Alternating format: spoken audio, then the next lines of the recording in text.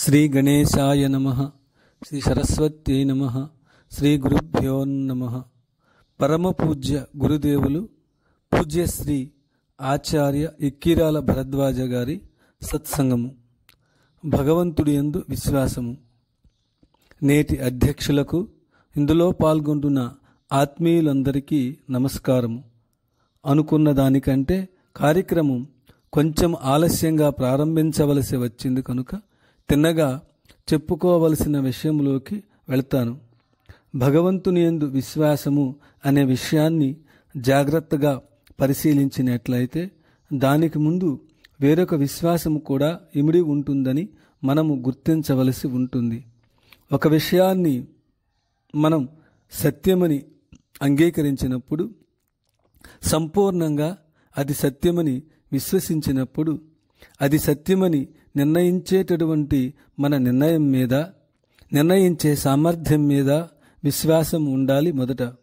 అంటే భగవంతుడు వాస్తవంగా ఉన్నాడని నమ్మి దాని ప్రకారం మనం జీవించగలగాలంటే అటువంటి నమ్మికను చెందినటువంటి మన యొక్క చైతన్యం మీద మనకు విశ్వాసం ఉండాలి. డాక్టర్ గారి మీద నమ్మకం లేకపోతే వారిచ్చే మందు మీద నమ్మకం ఉండదు. మన మీద మనకు విశ్వాసము లోపించినట్లయితే మనం చేసిన నిర్ణయాల మీద మనకు విశ్వాసం లోపిస్తుంది. కాబట్టి భగవంతుడు ఉన్నాడని మనము చేసిన నిర్ణయం మీద మనకు పూర్ణమైన విశ్వాసం ఉంటే, ఆ నిర్ణయము చేయగలిగిన మన సామర్థ్యం మీద మనకు అపారమైన విశ్వాసం ఉండాలి. అంటే ఎవరికైతే పరిపూర్ణమైన ఆత్మవిశ్వాసము ఉంటుందో వాళ్ళు మాత్రమే పరిపూర్ణంగా భగవంతుడిని విశ్వసించగలరు. దీన్ని బట్టే ఉపనిషత్తులు చెప్పాయి, బలహీనుడికి లభ్యమయ్యేటటువంటిది కాదు ఈ ఆత్మ పరమాత్మానుభూతి. అది మహాబలుడికి, మంచి వివేకికి మాత్రమే, ఎంతో ధైర్యశాలికి మాత్రమే లభ్యమవుతుంది అని చెప్పాయి. కాబట్టి ఒక రకంగా చెప్పాలంటే భగవంతుడు ఉన్నాడు అనేటటువంటి విశ్వాసాన్ని మనిషికుండే ఆత్మవిశ్వాసానికి కొలబద్దగా తీసుకోవచ్చు. ఎవరికి ఆత్మవిశ్వాసము పూర్ణంగా ఉంటుందో వారు మాత్రమే భగవంతుడిని సంపూర్ణంగా విశ్వసించగలరు. ఎవరికి ఆత్మ విషయమై, అంటే తమ విషయమై పరిపూర్ణమైన శంక ఉంటుందో వారికి మాత్రమే భగవంతుడు అనబడేటటువంటి దాని యందు శంక ఉంటుందని కూడా మనం తలచవచ్చు. అయితే ఈ భగవంతుడనే విషయం గూర్చి సామాన్యంగా ప్రజల్లో ఎక్కువ మందిలో ఒకానొక అభిప్రాయం ఉంటూ ఉంది. ఎవరో పెద్దలు మనకు ఎప్పుడో చెప్పారు ఈ పరమాత్మ ఉన్నాడని. దాన్ని మనం అనాదిగా తరతరాలుగా వింటూ, విశ్వసిస్తూ, ఆచరించుకుంటూ పోతున్నాం. మన ఇంద్రియాలకు, మనస్సుకు గోచరించేటటువంటిది ఈ ఆధునికమైన విద్య. దీనితో మాత్రమే దాన్ని పూర్తిగా తెలుసుకొనడం సాధ్యం కాదు, వివరించడము సాధ్యం కాదు. కనుక దాని యొక్క నిరూపణ కోసం ఎదురు చూడకుండానే దాన్ని విశ్వసించుకొని పోగలిగితే చాలు అనేటటువంటిది ఒక అభిప్రాయం ఉన్నది. కానీ ఈ కారణంగానే భగవంతుడు అనేటటువంటి విశ్వాసాన్ని అంగీకరించడం కూడా కొంతమంది మేధావులకు కష్టమవుతూ ఉంటుంది. ఎలాగయ్యా ఇంద్రియాలకు, మనస్సుకు గోచరం కానటువంటి సత్యాన్ని, మనమెప్పుడూ చూడనటువంటి దానిని నమ్మి జీవితాన్ని ప్రారంభించడం ఎట్టాగా? దాన్ని అనుసరించి మన జీవితమంతా రూపొందించుకున్న తర్వాత జీవిత అవసాన దశలో అదంతా అసత్యమని కనుక మనకు అనిపిస్తే ఏమైపోతుంది? కాబట్టి తెలియని దాన్ని గురించి విశ్వసించడం ఎట్లా అనేటటువంటిది ఒక రకమైన యోచన. మానవ జాతిని మొత్తాన్ని ఈ రెండు భాగాలుగా విభజించవచ్చు. కానీ ఈ రెండిటికి సమన్వయమే లేదా? కొంతమంది భగవంతుని మీద విశ్వాసము ప్రధానంగా తీసుకొని బయలుదేరినట్లయితే కేవలం ఆ విశ్వాసము ప్రధానమని అంగీకరించలేము. కాబట్టి మాత్రమే తక్కిన మానవులం వారితో సహకరించలేమా? అంటే నేను ఆరంభంలో చెప్పినటువంటి ఒకానొక వాక్యాన్ని మరొకసారి స్మరిస్తున్నాను. మన యందు మనకు పూర్ణమైన విశ్వాసము ఉన్నట్లయితే అది చాలు మనందరినీ సమైక్యపరచడానికి. అందుకని ఆ విశ్వాసం పట్ల మనకుండేటటువంటి 2 రకాల అభిప్రాయాల చేత మనము ఒక వ్యక్తితో ఒక వ్యక్తి కలవలేకపోవడం అనేటటువంటిది మన మేధాశక్తికి మన మానవతకు కళంకం అని మాత్రం మనవి చేస్తూ, ఇటువంటి చిక్కు సమస్య ఏ రీతిన చేరిందంటే ఈ పరమాత్మ అనేటటువంటిది ఉన్నదా లేదా, ఉంటే ఏమిటి అనేది అవగాహన కావడం మీదనే ఎక్కువ ఆధారపడుతున్నది. ఈ పరమాత్మ భగవంతుడు అనేది ఏ విధంగా చెప్పబడ్డది, దాని యొక్క తత్వమేమిటి అన్నది గనుక మనం ఆలోచిస్తే చివర పర్యవసానం ఒకటే ఉంటుంది. ఏది వాస్తవంగా ఉన్నదో అది భగవంతుడు అని అర్థమవుతోంది. దేని వలనైతే ఈ విశ్వమంతా ఏర్పడిందో, దేని వలనైతే ఈ విశ్వం ఇలా కొనసాగుతూ ఉందో, ఈ రకమైన పరిణామాలు చెందుతూ ఉందో, దేని యొక్క సామర్థ్యం చేతనైతే, ఉనికి చేతనైతే తెలుసుకునే అర్థం చేసుకునే సామర్థ్యము మనలో ఉందో అది అని అర్థమవుతోంది. పరమాత్మ నిర్వచనం అని అర్థమవుతోంది. అది పరమాత్మ నిర్వచనం.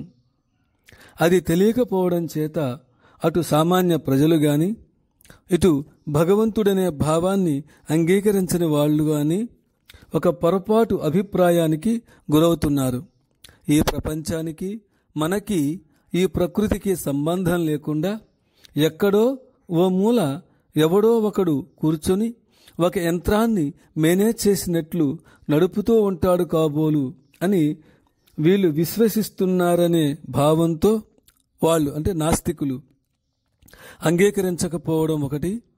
అంగీకరించే వాళ్ళు కూడా ఆ విధంగా అంగీకరించే వాళ్ళు కూడా ఉన్నారు. అట్టా ఎక్కువ మంది ఉండబట్టి అంగీకరించే వాళ్ళంతా ఇటువంటి వాళ్ళేను, దైవము అనే భావము వట్టిది మాత్రమేను అనుకొని దీన్ని మొత్తాన్ని కాదనేవారు కూడా ఆ రకంగానే ప్రకృతిలో ఏర్పడుతున్నారు. కానీ ఏమాత్రము కొంచెము ఓర్పు తీసుకుని ఈ భగవంతుడే అనే భావము ఏ విధంగా ఉందని గనుక గమనించినట్లయితే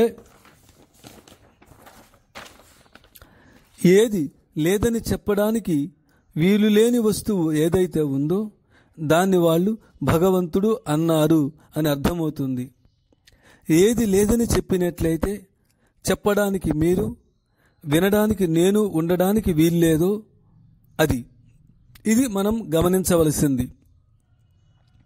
ఎప్పుడూ చూడనటువంటి భగవంతుడిని మనం నమ్మడం ఎట్లాగా? ఎవరో వెనుకటి వాళ్ళు చూశారట, చెప్పారట అని నమ్ముతున్నాం. అయితే అటువంటిది నిజంగా ఉందా లేదా అనేది మనం పరిశీలన చేసుకుని ఒకానొక అవగాహనకు రాకముందు నమ్మడం ఎలా సాధ్యం? మనమెప్పుడూ చూడనటువంటి ఒకానొక వ్యక్తిని గాని, ఆ వ్యక్తి యొక్క మంచితనాన్ని గాని నమ్మడం ఎట్లా వీలవుతుంది? నిత్య జీవితాన్నే తీసుకోండి. మనము ఎప్పుడు చూడని మనిషిని, అందులో ఎవరి మంచితనాన్ని మనము చవి చూడలేదో దాన్ని పూర్తిగా ఎట్టా విశ్వసిస్తాం? అటువంటప్పుడు ఎప్పుడూ చూడని పరమాత్మని విశ్వసించడము ఎట్టా అనేటప్పుడు ప్రపంచంలో భగవంతుని యొక్క అస్తిక్యాన్ని అంగీకరించినటువంటి వివిధ మతాలున్నాయి. ఇస్లాం మతం ఉన్నది, క్రైస్తవ మతం ఉన్నది, హిందూ మతం ఉన్నది. ఇటువంటి మతాలలో భగవంతుణ్ణి ప్రత్యక్ష అనుభవంగా దర్శించిన మహనీయులు ఆ భగవంతుడిని ఎటువంటి గుణాలు కలిగిన వాడిగా వర్ణించారో అవి చూచి వాటన్నింటిలో సమానంగా ఉండేటటువంటి గుణాలను తీసుకుని అటువంటిది ప్రకృతికి మూలంగా ఏదన్నా ఆధారంగా ఒకటి ఉన్నదా లేదా అని ఆలోచించడము శాస్త్రీయమైన పద్ధతి. అంటే మనమెప్పుడూ చూడనటువంటి ఒకానొక వస్తువుని ఇతర వస్తువులతో పాటు ఒక చోట పెట్టి ఉందో లేదో చూసి చెప్పవయ్యా అన్నప్పుడు ఆ వస్తువు యొక్క గుణాలని చూసినటువంటి వాడు మనకి చెప్తాడు.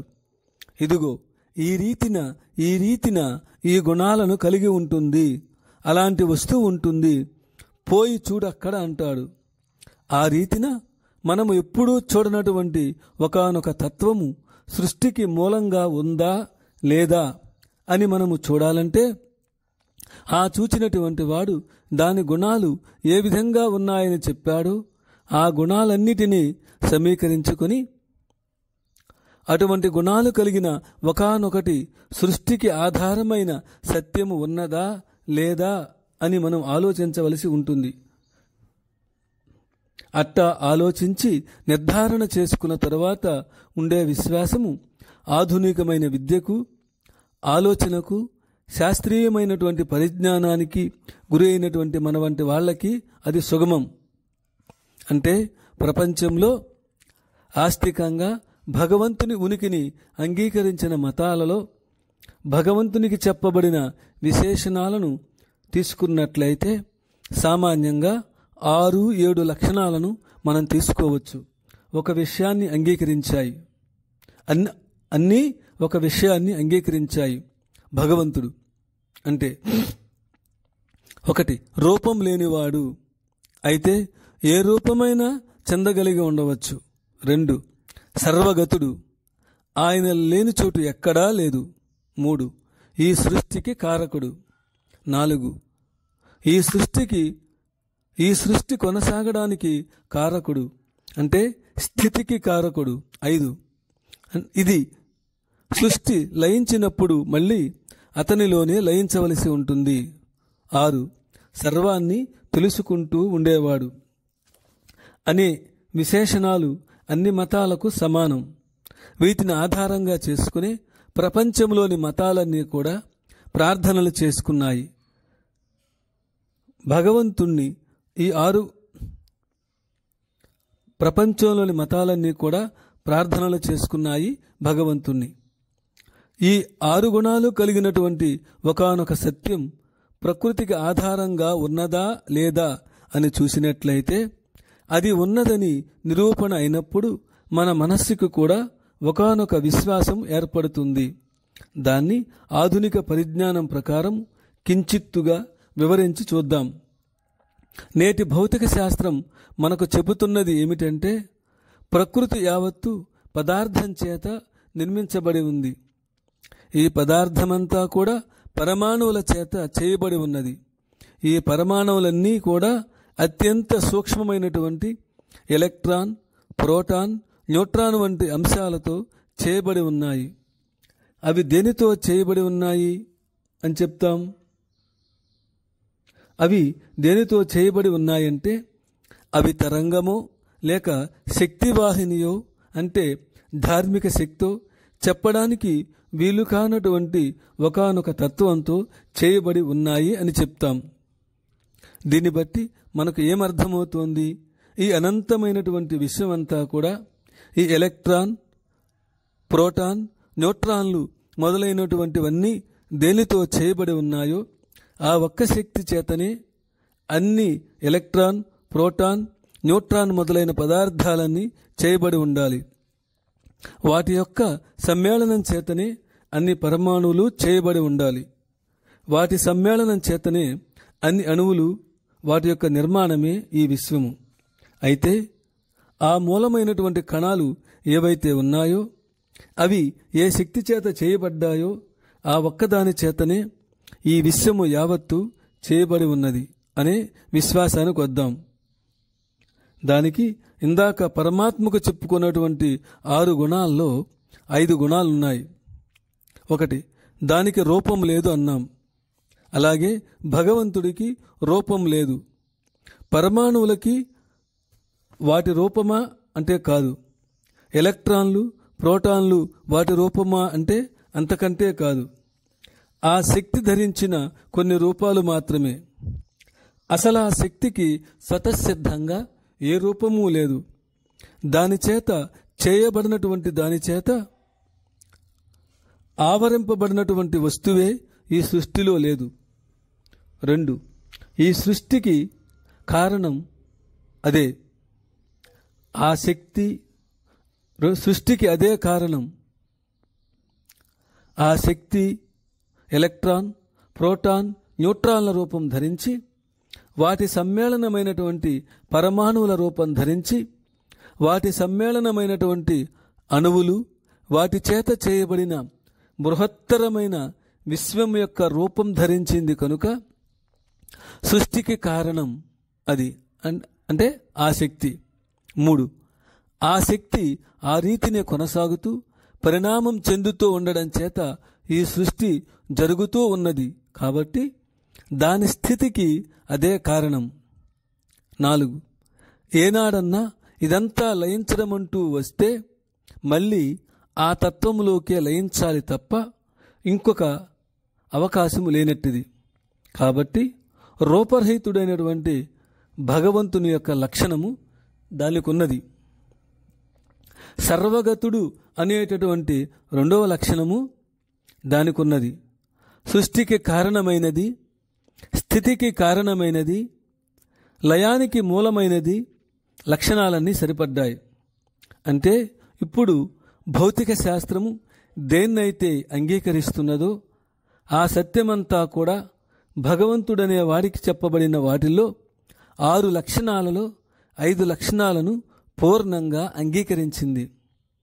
చివరికి ఎక్కడొచ్చిందంటే ఒక్కచోటే సమస్య వచ్చింది.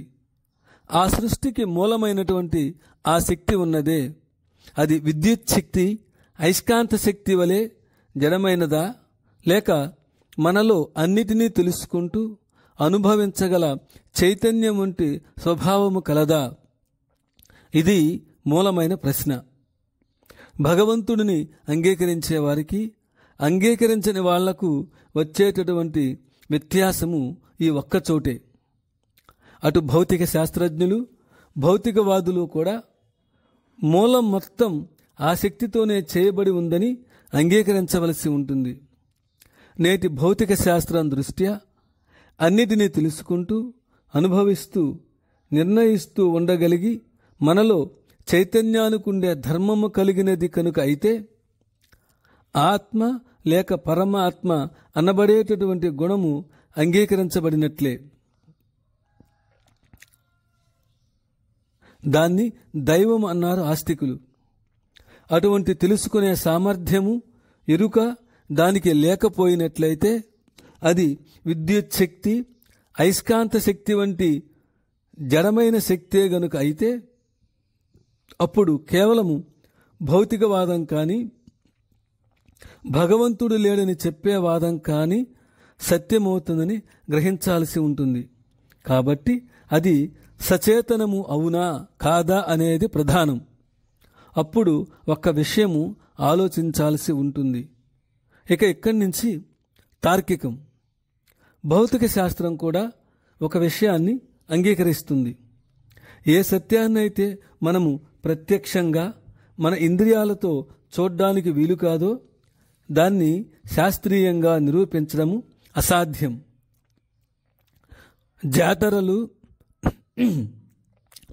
జాతరలు కొలువులు చేసేటప్పుడు వాళ్ళు పాడే పాటలు, వాటిలో ఉండే భావాన్ని అర్థం చేసుకుంటే వేటి వల్లను వాళ్ళు ఆరాధించట్లేదని తెలుస్తోంది. అన్నిటిలోనూ నిండి ఉన్నటువంటి అదృశ్యమైన అద్భుతమైన ఒకానొక శక్తి అనే నమ్ముతున్నారు వాళ్ళు కూడా అని తేలుతోంది. గాలి వానను చూసి భయపడి కాదు, అగ్నిని చూసి భయపడి కాదు, భూకంపాన్ని చూసి భయపడి కాదు. అన్నిటిలోనూ వ్యాపించినటువంటి ఒకానొక అద్భుతమైన అదృశ్యమైన అగోచరమైనటువంటి ఇంద్రియాలకు గోచరం కానటువంటి ఒకానొక అతీత అద్భుతమైన తత్వం ఉన్నది. అదే వీటన్నిటినీ సృష్టించి ఆడిస్తూ ఉంటుందని తెలిసి దాని యొక్క సంతోషం కోసం, దాని యొక్క ప్రీతి కోసం, దానితో సంయోగం చెందడం కోసం మాత్రమే చేస్తున్నారు అని వాళ్ళ పరిశోధనలు నిరూపణవుతున్నాయి. ఆంథ్రపాలజీలో రీసెర్చెస్ ఉన్నాయి. కాబట్టి అది వీరి యొక్క అంటే నాస్తికుల ఊహాగానమే కానీ వాస్తవం కాదని తేలుతున్నది. 18వ శతాబ్దం చివర 19వ శతాబ్దము చివర ప్రారంభంలో ఒకానొక దొరగారు ఒక ఊహ వేశాడు. ఎట్టా అయి ఉంటుంది అని. ఏది? అసలు మతం అనేది మొట్టమొదట్లో ఈ విధంగా ఆరంభము అయ్యి ఉంటుంది అని ఒక ఊహాగానం విసిరి అక్కడ మన మొహాన పారేశాడు. జాతి మీద, సంస్కృతి మీద. తర్వాత పరిశోధిస్తే అది వారి స్వకలాప కల్పితమే అని ఇప్పుడు రీసెర్చెస్ నిరూపిస్తున్నాయి.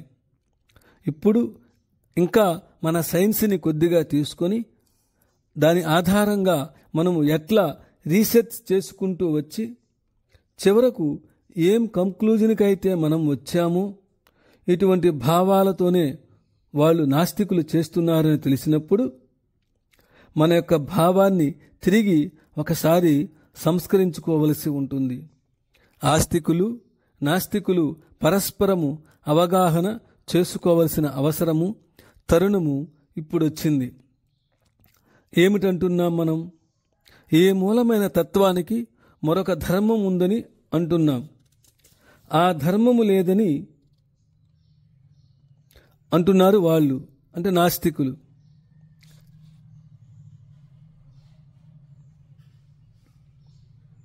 లేకపోతే సృష్టి జరగడానికి అవకాశం లేదు. ఆ మొదట ఉన్నది అట్టా ఉండవలసి ఉంటుంది. కాబట్టి అంత తేలిగ్గా పక్కకు పోవడానికి అవకాశం లేదు. ఇకపోతే ఈ భావనలు, అది ఇందాకటి నుంచి నేను మీకు మనవి చేయడానికి ప్రయత్నం చేసినది. ఇట్లా కాక ఇంకా ఆధునికమైన శాస్త్రం మీద బేస్ చేసి ఒక్కొక్క సైన్సును తీసుకుని సుదీర్ఘంగా మనము ఈ మూలతత్వాన్ని ఇంకా నిరూపించుకుంటూ పోవచ్చు. ఎంతో స్థూలంగా 4 విషయాలు, 4 భావాలు మాత్రమే మీ ముందుంచాను. ఒక 10 సంవత్సరాలు కృషి చేస్తే కూడా ఇంకా చూసిన కొద్దీ ఇదే నిరూపణ అవుతుంది తప్ప దీని నుంచి మనము పక్కకి తొలగిపోయేందుకు ఆధారాలు నాకు తెలిసినంతలో విజ్ఞాన శాస్త్రంలో ఎక్కడా నాకు దొరకల. నాకు తెలిసిన మిత్రులకు దొరకల. నాకు అంతా తెలుసునని కాదు, చూసినంతలో దొరకలేదని మాత్రము చెప్పగలను. కాబట్టి మనము విశ్వసిస్తున్నది నిరూపించలేని ఒకానొక విషయాన్ని కాదు.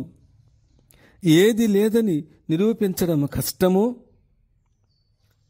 అసంభవము దాన్ని.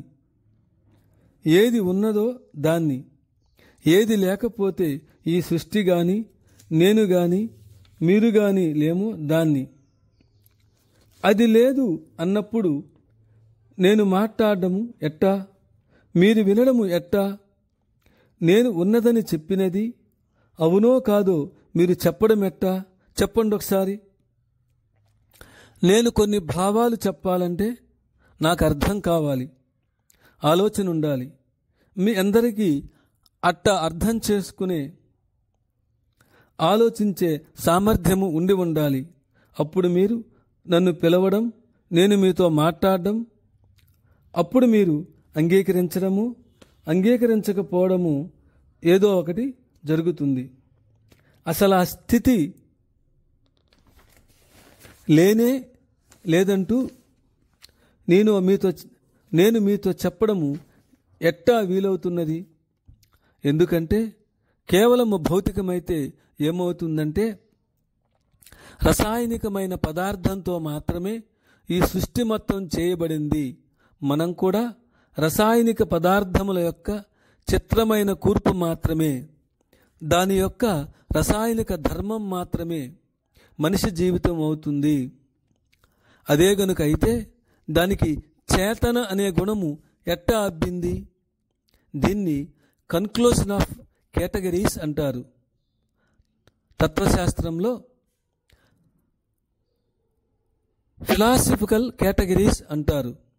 అంటే ఏమిటంటే చైతన్యవంతమైనది భౌతికము నుంచి ఏ విధంగానూ ఉత్పన్నం కాజాలదు. కేవలము భౌతికమైనది చైతన్యం నుంచి ఉత్పన్నం కాదు. చైతన్యము భౌతికము పూర్తిగా భిన్నమై ఉంటే. బాగా గమనించండి, నీరు, ఐసు అనబడేవి పూర్తిగా భిన్నమైన పదార్థాలు అనుకోండి. ఒకదానికొకటి సంబంధం లేకుండా H2O అనబడే పదార్థము యొక్క రెండు స్థితులు కాకుండా నీరు, ఐస్ అనబడేవి పూర్తి భిన్నమైనటువంటివి రెండు గనకైతే ఒకదానిలోకి ఒకటి మారడం కానీ ఒకదానిలో ఒకటి సంపర్కము చెందడం కానీ సాధ్యం కాదు. అదే రీతిన చైతన్యం వేరు, పదార్థం వేరు కనుక అయితే చైతన్యం నుంచి పదార్థము రావడము వీలు కాదు, పదార్థం నుంచి చైతన్యము రావడము వీలు కాదు. ఇందాకటి నుంచి మనము చేసిన చర్చ యొక్క పర్యవసానము ఏమిటంటే, చైతన్యం తనలో తాను చెందుతున్నటువంటి మార్పులను ఆ చైతన్యంలో భాగమైన మనము అనుభవించేటటువంటి పద్ధతి భౌతికత. కాబట్టి భగవంతుని యందు విశ్వాసము అన్నది ఉపయోగకరమైనదే కానీ సత్యమైనది కాదు అనే భావము కరెక్ట్ కాదు. సత్యమైనది అనేది మాత్రమే మనం ముందుంచాను. మనము ఎందుకు విశ్వసిస్తున్నామంటే సృష్టి ఉన్నదని విశ్వసిస్తున్నాము కనుక. ఈ సృష్టికి మూల కారణమైన తత్వము ఒకటి ఉందని విశ్వసిస్తున్నాం. కారణము లేక ఏది ఉండదని చెప్పి ఇవాళ శాస్త్రీయ పరిజ్ఞానమే, విజ్ఞానమే, తర్కమే చెబుతోంది హేతువు లేకుండా ఉండదని అంగీకరించాల్సి వస్తుంది లేకపోతే. కాబట్టి సైన్స్కి అంతా పట్టుకొమ్మ అయినటువంటి కార్యకారణ సంబంధం అనే దాన్ని తీసుకున్నట్లయితే నిమిత్త కారణము, ఉపాదాన కారణము అని వేదాంతంలో రెండు రకాల కారణాలు చెప్తారు. అంటే నేను కొండను తయారు చేయాలి అంటే ఒక రకమైన కారణం నేను, మట్టి రెండవ రకమైన కారణం. గమనించండి, విడివిడిగా పడున్న మట్టిని కుండగా తయారు చేసి యువతల పక్క పెట్టాలంటే ఆ కుండ తయారు చేసిన నేను ఒక కారణం. కానీ నేను మాత్రమే ఉంటే అక్కడ కూర్చొని ఉన్నంత మాత్రాన, నేను చేద్దామని అనుకున్నంత మాత్రాన మట్టి లేకపోతే మాత్రం అవదు. అందుకని మట్టి ఒక రకమైన కారణం, మట్టి మాత్రమే ఉంటే చాలదు చేసేందుకు నేను లేకపోతే.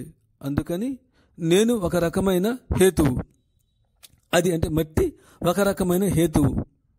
ఈ రెండు రకాల హేతువులు లేక ఏ క్రియ జరగదు. అయితే కుండ తయారు చేసిన తర్వాత కుండకు ముందుగా ఉన్నటువంటి మట్టి ఉన్నదే, అది కుండ రూపంలో కూడా కొనసాగుతుంది. అట్టాగే నేను తయారు చేస్తే మాత్రమే ఏర్పడినటువంటి దాని యొక్క సొంపు, దాని యొక్క కూర్పు ఉన్నదే, అది కూడా కొనసాగుతుంది. తరువాత ఒక భవనం కట్టాం, ఆ తర్వాత మనం చనిపోయాం, కొన్ని తరాలు గడిచిపోయినాయి. ఆ ప్రాచీనమైన భవనం నేడు కూడా అట్లా ఉండబట్టి దీన్ని కట్టిన వాళ్ళు ఫలానా వాళ్ళు, ఫలానా వాళ్ళు, ఇంత మేధావులు, అట్లాంటి వాళ్ళు, ఇట్లాంటి వాళ్ళు అని కట్టిన వాళ్ళు ఒకళ్ళున్నారని మనకు తెలుస్తూ ఉన్నది.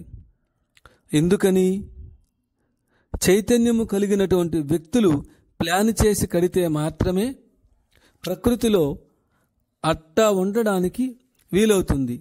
కానీ ఎన్నిసార్లు హిమాలయ పర్వతాల మీద నుంచి శిఖరాలు జారి పక్క నదిలో పడినా కానీ ఒక్కసారి కూడా బెడ్రూమ్, లేబరేటరీ, డ్రాయింగ్ రూమ్ వీటితో కూడిన ఇంటి రూపంలో మాత్రము ఎప్పుడూ పడవు, ఈవెన్ బై ఛాన్స్. కాబట్టి ఇంత చిత్ర విచిత్రమైన కూర్పు కలిగినటువంటి ఈ విశ్వం, ఇటువంటి మౌలిక తత్వం, ఇన్ని రకాల జీవజాతుల యొక్క దేహాలు ఇటువంటివన్నీ ఇంత చక్కటి కూర్పుతో ఏర్పడ్డాయంటే బ్లైండ్ ఛాన్స్తో ఆటోమేటిక్గా అలా జరిగి ఉండడానికి పాసిబిలిటీయే లేదు. పాసిబిలిటీ ఉందని వితండం గనుక వాదించినట్లయితే ఏమవుతుందంటే బ్లైండ్ ఛాన్స్కి తెలివితేటలు కూడా ఉన్నాయని ఒప్పుకోవలసి వస్తుంది. Which means God. ఎందుకు ఇంత విచికిత్స చేస్తున్నానంటే కనపడని దాన్ని, మనము చూడలేని దాన్ని, నిరూపించలేని దాన్ని విశ్వసిస్తున్నామనే బలహీనత మనకి అవసరం లేదు. చూస్తున్న దాన్ని అర్థం చేసుకుంటే ఇంకొకటి సత్యము కావడానికి వీలు లేనటువంటి దాన్ని మాత్రమే మనము విశ్వసిస్తున్నాం. విశ్వసించడంలా గుర్తిస్తున్నాం, గుర్తుంచుకోవడానికి ప్రయత్నం చేస్తున్నాం. అయితే ఇది ట్రూ అనేది గనుక మనం అంగీకరిస్తే యూస్ఫుల్ ఎట్టా అనేది రెండో ప్రశ్న. ఉన్నాడనుకోండి అట్లాంటి వాడు ఒకడు, వాళ్ళని గుర్తు పెట్టుకోకపోతే ఈ సృష్టికంతటికి ఎలక్ట్రోమాగ్నెటిక్ ఎనర్జీ కారణమన్నాం. దాన్ని గుర్తుపెట్టుకోకపోతే మనకు మంచినీళ్ళు, దాన్ని గుర్తుపెట్టుకోకపోతే మనకు మంచినీళ్లు తాగితే దాహం తీరదా? అన్నం తింటే ఆకలి తీరదా? దాన్ని గుర్తుపెట్టుకోవడం ఎందుకు? దానికి పూజలు పునస్కారాలు ఎందుకు? దాన్ని మనం ప్రత్యేకంగా మన మానవ జీవితానికి ఆశయంగా పెట్టుకొని దానివల్ల మాత్రమే మనము ధర్మాధర్మాలు పొందడం ఎందుకు? అతి విశ్వాసమే లేకుండా పొందవచ్చు కదా అన్నది ఒక వాదన. కానీ ఒక విషయం ఉన్నది. ఒకటే ప్రశ్న, నిర్మోహమాటంగా వేసుకోవలసిన ప్రశ్న అది. అందరం ఒక విషయాన్ని నమ్ముతాం. దేవుడున్నాడని ఒప్పుకోకపోనివ్వండి, ఒక్క విషయం మాత్రం ఒప్పుకుంటాం. మానవుడు సాటి మానవులను మానవత్వంతో చూడవలే, ధర్మంగా ఉండవలే, ఏ మనిషిని పీడించకూడదు, అందరం కలిసి జాతి యొక్క ప్రగతి కోసం ప్రయత్నం చేయవలే అనే సిద్ధాంతాన్ని నిరాకరించే సిద్ధాంతమే ప్రపంచంలో లేదు. కానీ మూలమైన ప్రశ్న ఏమిటంటే ఇట్టి సిద్ధాంతాన్ని ఎందుకు అంగీకరించాలి? మనుషులం కాబట్టి అన్నారు ఒక ఆయన కాదు, అందరూ కలిసి అవునయ్యా మనుషులం కాబట్టి అంగీకరించాలా అన్నారు. అంగీకరించి జీవిస్తున్నామా? పొడుగునా జీవించగలమా అని ఆలోచిస్తే పొడుగునా జీవించగలుగుతున్నాను అని ఎక్కువ మంది పూర్తిగా అనుకోలేం. ప్రయత్నము చేయవలసి ఉంటుంది. రాయితో శిల్పం చెక్కుతున్నాం, క్రమంగా అవుతుంది. కృషి చేసి జీవితంలో ఆ స్థితికి ఎప్పుడన్నా వద్దామని ఒక్క ఆశయాన్ని పెట్టుకొని బయలుదేరుతున్నాం. మనస్సుని, ఇంద్రియాలని నిగ్రహించుకుంటూ మనస్సుని ఇంకా నైతికమైన మార్గం వైపుకు తీసుకుపోవడానికి అందరము కలిసి కృషి చేస్తున్నాం. అంతేకాని మానవులం అయిపోయాం కాబట్టి అట్టా చేయడం లేదే. కాబట్టి మానవులం కాబట్టి అనేది ఒక వాదం కాదు. ఎందుకు ఉండాలి? సత్యంగా ఎందుకు ఉండాలి? ధర్మంగా ఎందుకు ఉండాలి? దయగా ఎందుకు ఉండాలి? ఇంకొకరిని ఎందుకు దోచుకోకూడదు? చెప్పమనండి చూద్దాం. భగవంతుడితో సంబంధం లేదయ్యా, ఇది దాటకూడదు అంటే ఎందుకు దాటకూడదు అని అడుగుతున్నా. తార్కికంగా హేతుబద్ధంగా శాస్త్రీయంగా అడుగుతున్నా. మొహమాటం లేదిందులో. సెంటిమెంటల్గా మాట్లాడితే నేను ఒప్పుకోను. వ్యాలిడ్ రీజన్ కావాలి. ప్రకృతి సిద్ధమని చెప్పగలుగుదమా? ధర్మం అస్సలు నిలబడదు ఆ వాదం. ఈ అనంతమైన సృష్టిలో పురుగుల్ని కప్ప తింటుంది, కప్పను పాము తింటుంది, పామును ముంగీస తింటుంది, ముంగీసను నక్క తింటుంది, నక్కను మరొక జంతువు తింటుంది, దానిని మరొకటి తింటుంది. ఒక పులిస్తరాకు 10 పులిస్తరాకులు, 20 పులిస్తరాకులు కాదు, 100 పులిస్తరాకులు మనం బయట పారేసిన ఒక బలమైన కుక్క తక్కిన వాటిని తరిమేసి అది తిని వెళ్ళాక కానీ ఇంకొక దాన్ని రానివ్వకుండా ఉండడానికి ప్రయత్నం చేస్తూ ఉంటుంది.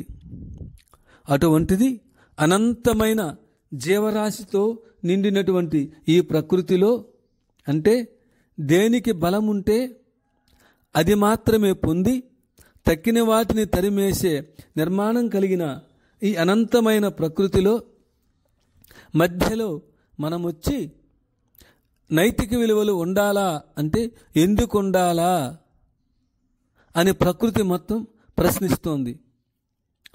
ప్రకృతి మాత్రమే కాదు, మానవ జాతి మొత్తం మనని తిరిగి ప్రశ్నిస్తోంది. మనము గట్టిగా మన సోదరుడితో న్యాయంగా ధర్మంగా ఉండవయ్యా, మనకొచ్చే లాభము పోయినా సరే, మనము నాశనమైపోయినా సరే మనం నిజం చెప్పాల్సిందే అంటే ఏమన్నా అర్థం ఉందట్రా అని అడుగుతాడు. ఏడవమంటావా అని అడుగుతాడు. కాబట్టి సహేతుకమైన సమాధానం మనకింకా దొరకలేదు. ఎందుకుండాలి అన్నప్పుడు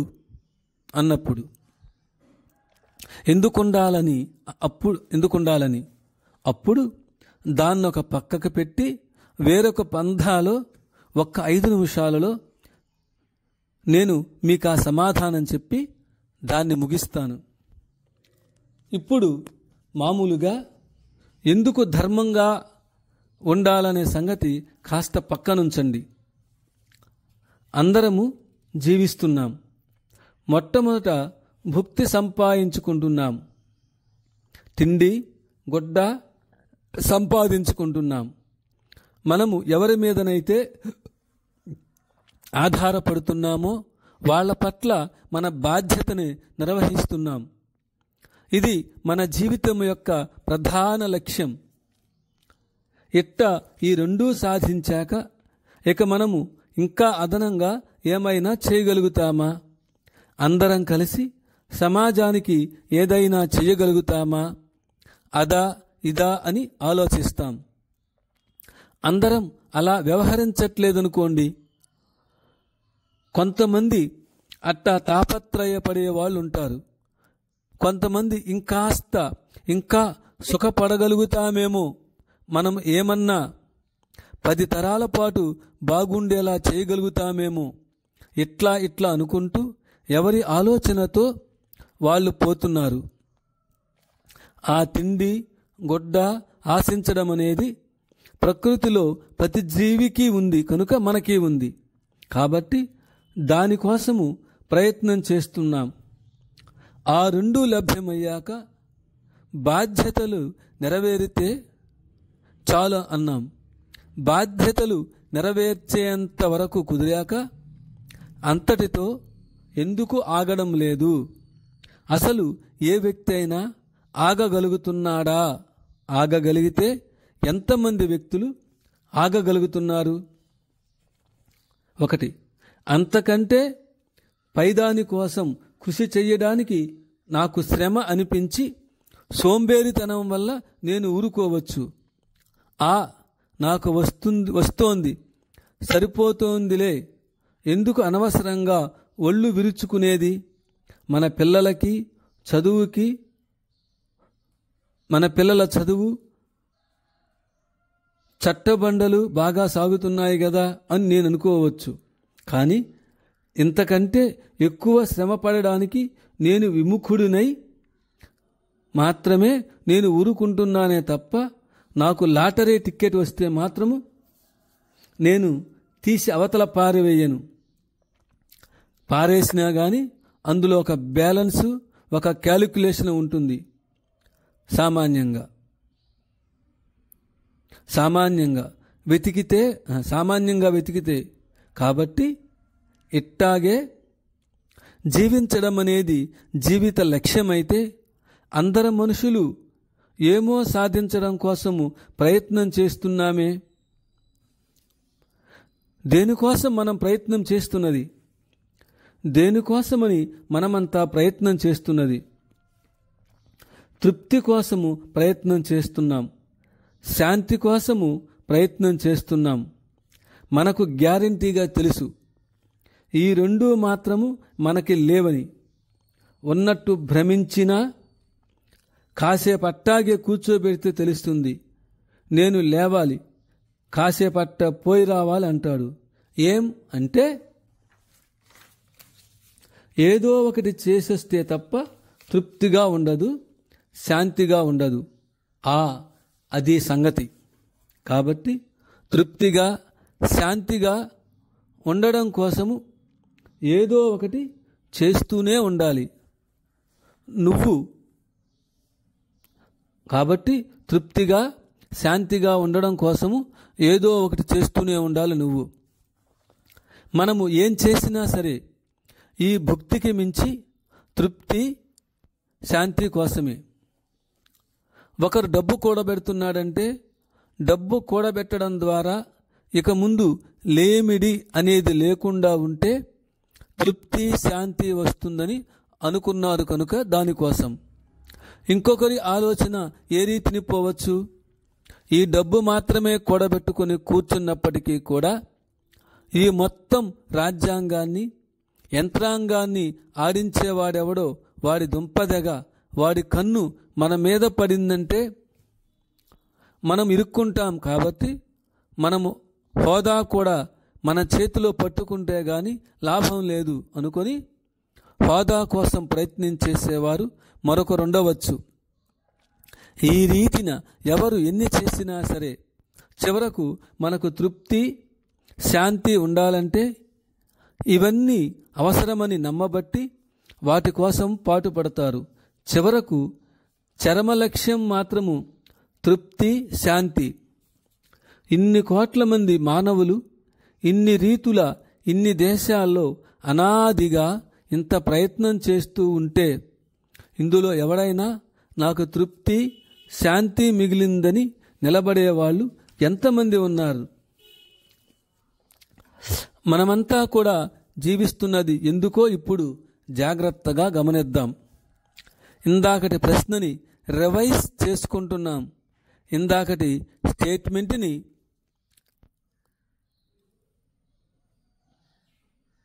తిండి గుడ్డ లభిస్తే ఆ పైన మనం చేసే ప్రయత్నాలన్నీ తృప్తి శాంతి కోసం మనం చేసే అన్వేషణ అన్నాం.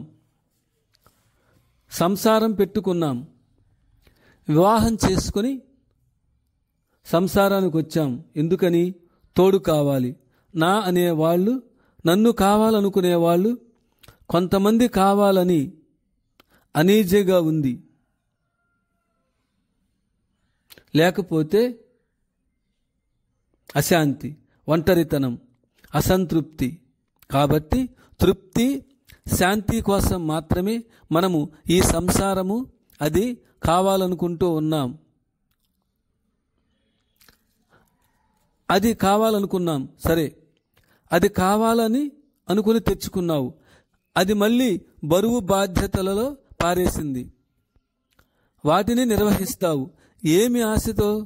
ఒకానొక నాడు పిల్లలు పెద్దవాళ్ళైతే వాళ్ళ కాళ్ళ మీద వాళ్ళు నిలబడితే అప్పుడు నాకు కావలసినవన్నీ వాళ్ళు చూస్తూ ఉంటే అప్పుడు తృప్తిగా శాంతిగా ఉండవచ్చన్న ఆశతో జీవిస్తున్నాం అందరం. కాబట్టి జీవనం కూడా దానికోసమే. ఎవరికైతే ఈ జీవితంలో ఇక తృప్తి శాంతి రాదనుకొని నిర్ధారణ అయిపోతుందో వాడికి 3 పద్ధతులు ఉంటాయి. మంచి ధైర్యం కలవాడైతే ఆత్మహత్య చేసుకుంటాడు.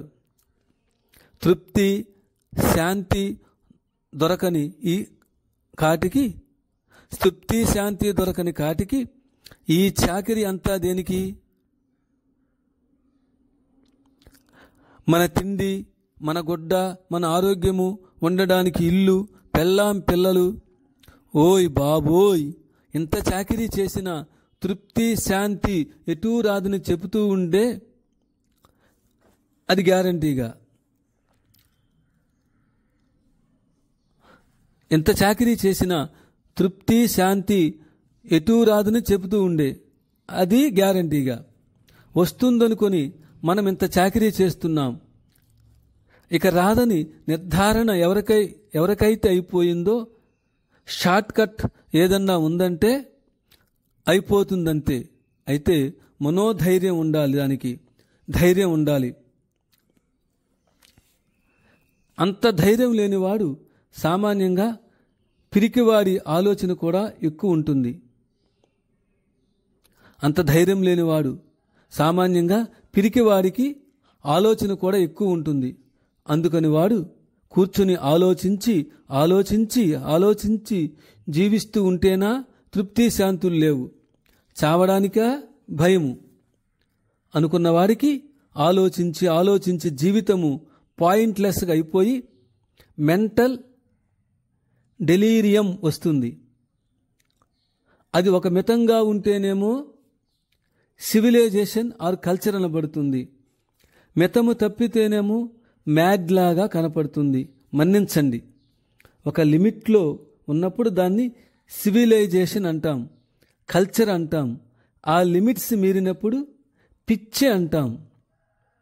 అంత మాత్రము ఆలోచించేందుకు ఆలోచన బలం కూడా లేకపోతే చచ్చేందుకేమో ధైర్యం లేదు.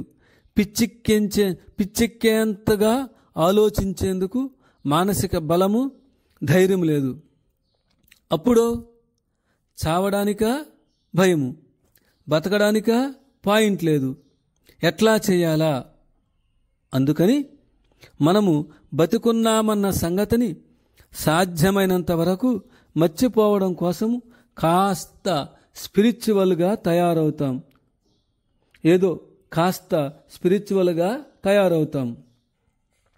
ఏదో ఒకటి. చివరికి ఏమవుతుందంటే మనము ఉన్నామన్న సంగతే మనము మరచిపోవలసిన స్థితి కలుగుతుంది.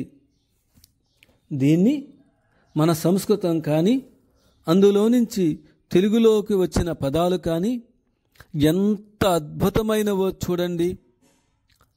కాలక్షేపం అనేది మనం దాని పేరు కాలక్షేపము. అంటే క్షిప్ అనే పదానికి సంస్కృతంలో మరుగుపరచుట, గుప్తముగా ఉంచుట అని అర్థము. నిక్షేపం అంటున్నాం.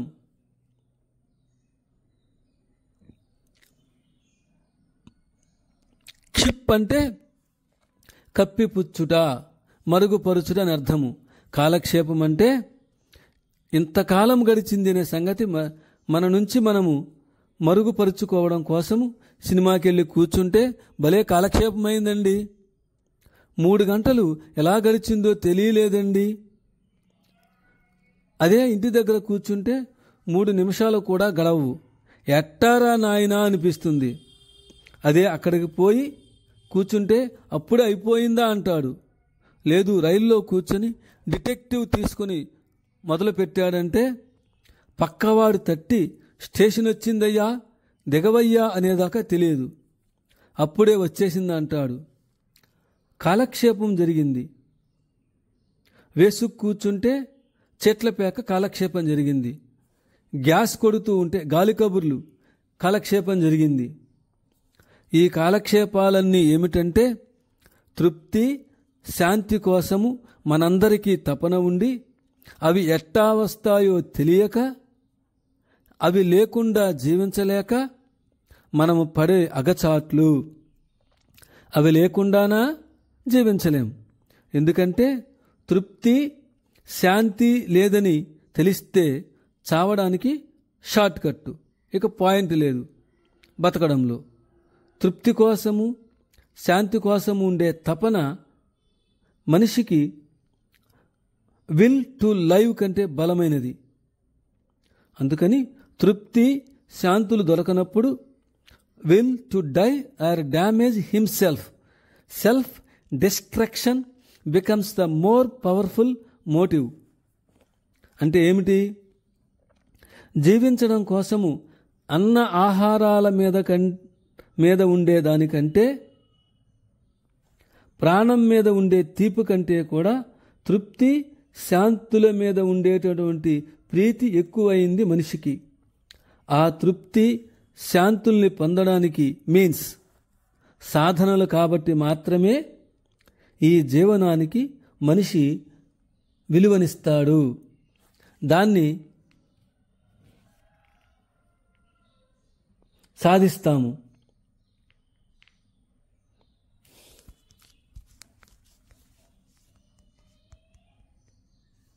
తృప్తి శాంతులు సాధిస్తాము, పొందుతామనుకున్నప్పుడు ఈ జీవితానికి విలువనిచ్చి జీవిస్తాడు. ఇక లాభం లేదనుకున్నప్పుడు షాటర్, నాశనం చేసి అవతల పారేస్తాడు. It becomes a burden and curse. పెద్ద శాపము గుదిబండై కూర్చుంటుంది ఈ జీవితం తృప్తి శాంతులు రాకపోయిన తర్వాత. అందుకని విసిరి కొట్టేస్తాడు దాన్ని.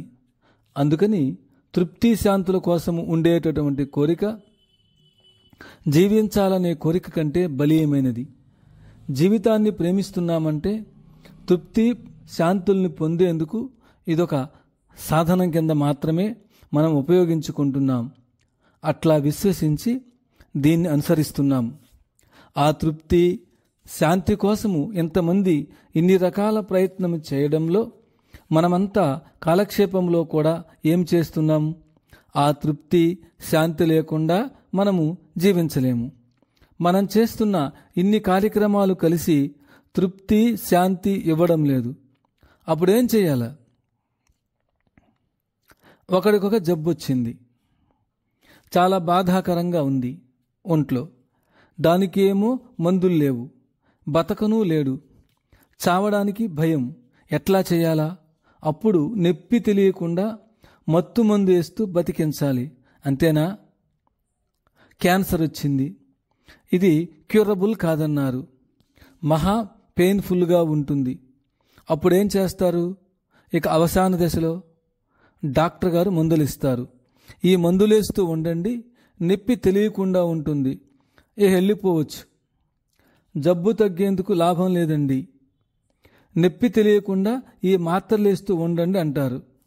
అట్లాగే మన జీవితంలో కూడా క్షణం నుంచి క్షణం వరకు దుర్భరంగా ఉండే ఈ జీవితాన్ని, ఈ జీవిత కాలమనబడు కాలగతిని నిక్షేపం చేసుకోవడం కోసం ఉండే కాలక్షేపాలు మనకు ఆవశ్యకమనేదే ఒక రుజువు. మనము తృప్తి శాంతులు లేకపోతే జీవించలేమనడానికి.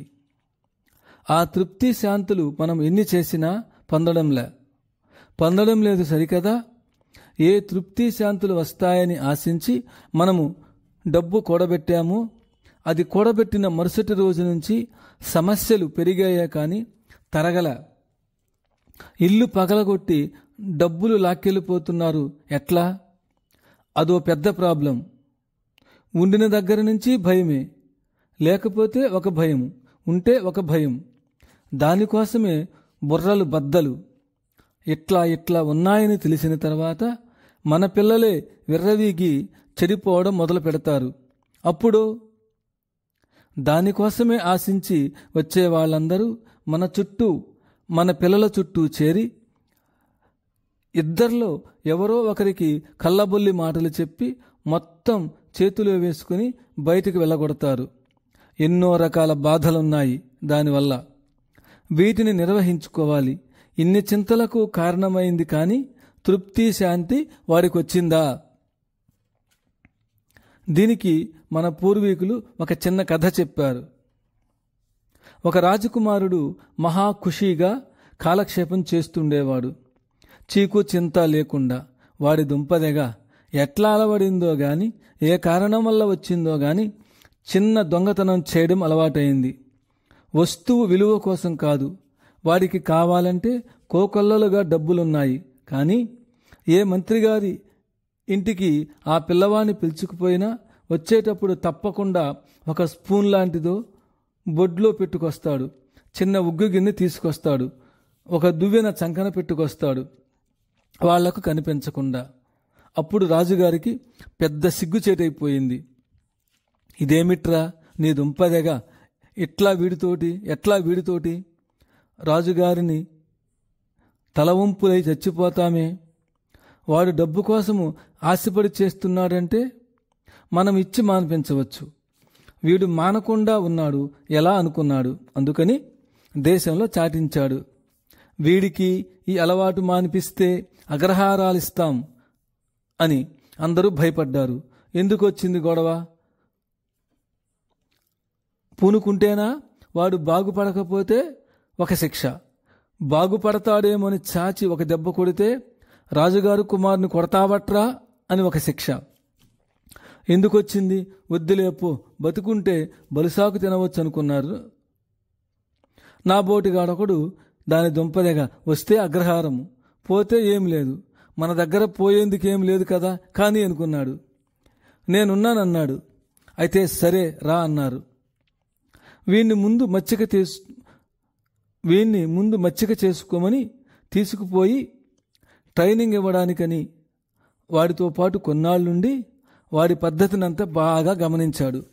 ఎట్లాగైనా రాజు ఇంటి బిడ్డ కాబట్టి వాడిలో ఒక గుణం ఉంటుందట. చెయ్యను అంటే చెయ్యడట, అంతే.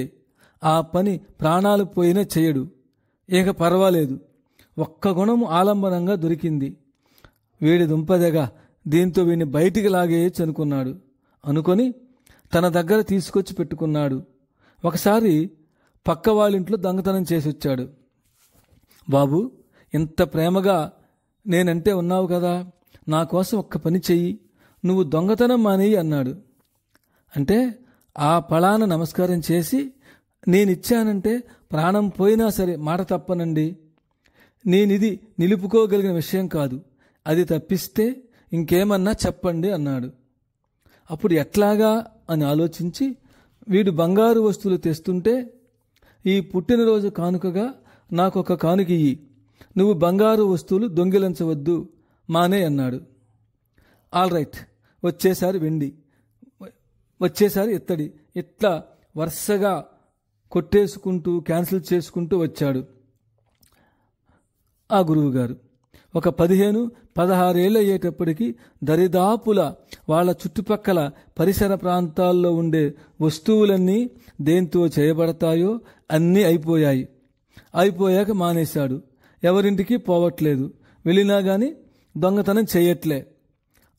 ఆ గురువుగారు అనుకున్నాడు, మనకు వచ్చింది అగ్రహారం, ఇంకెందుకురా, తీసుకుపోతా పద, నిన్ను అప్పగిస్తాం మీ నాయనికి అని చెప్పి బయలుదేరాడు.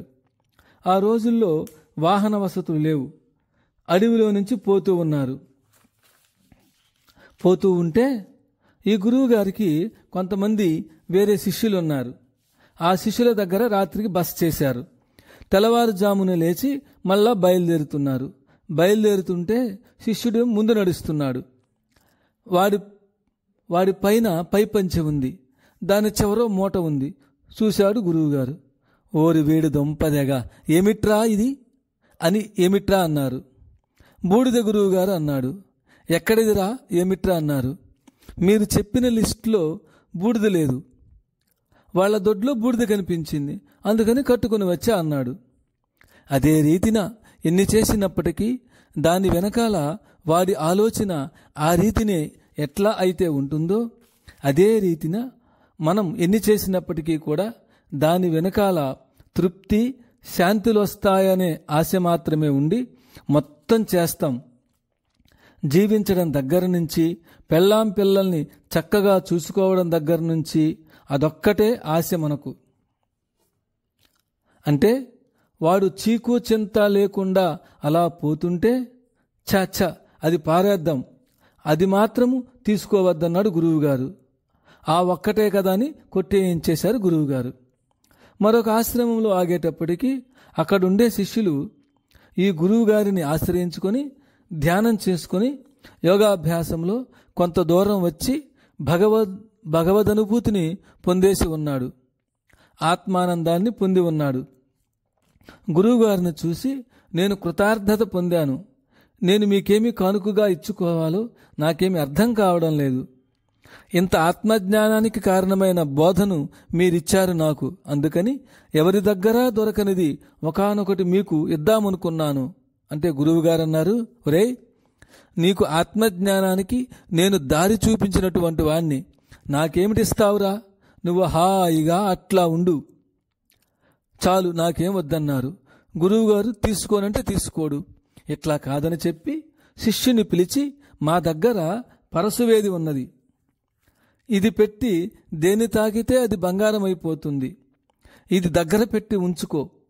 గురువుగారు చూసినా బంగారం తీసి పారేయించడు. నువ్వు గురువుగారు ఎప్పుడన్నా ఇబ్బందిలో ఉంటే దేన్నన్నా తాకి అది బంగారంగా చేసుకొని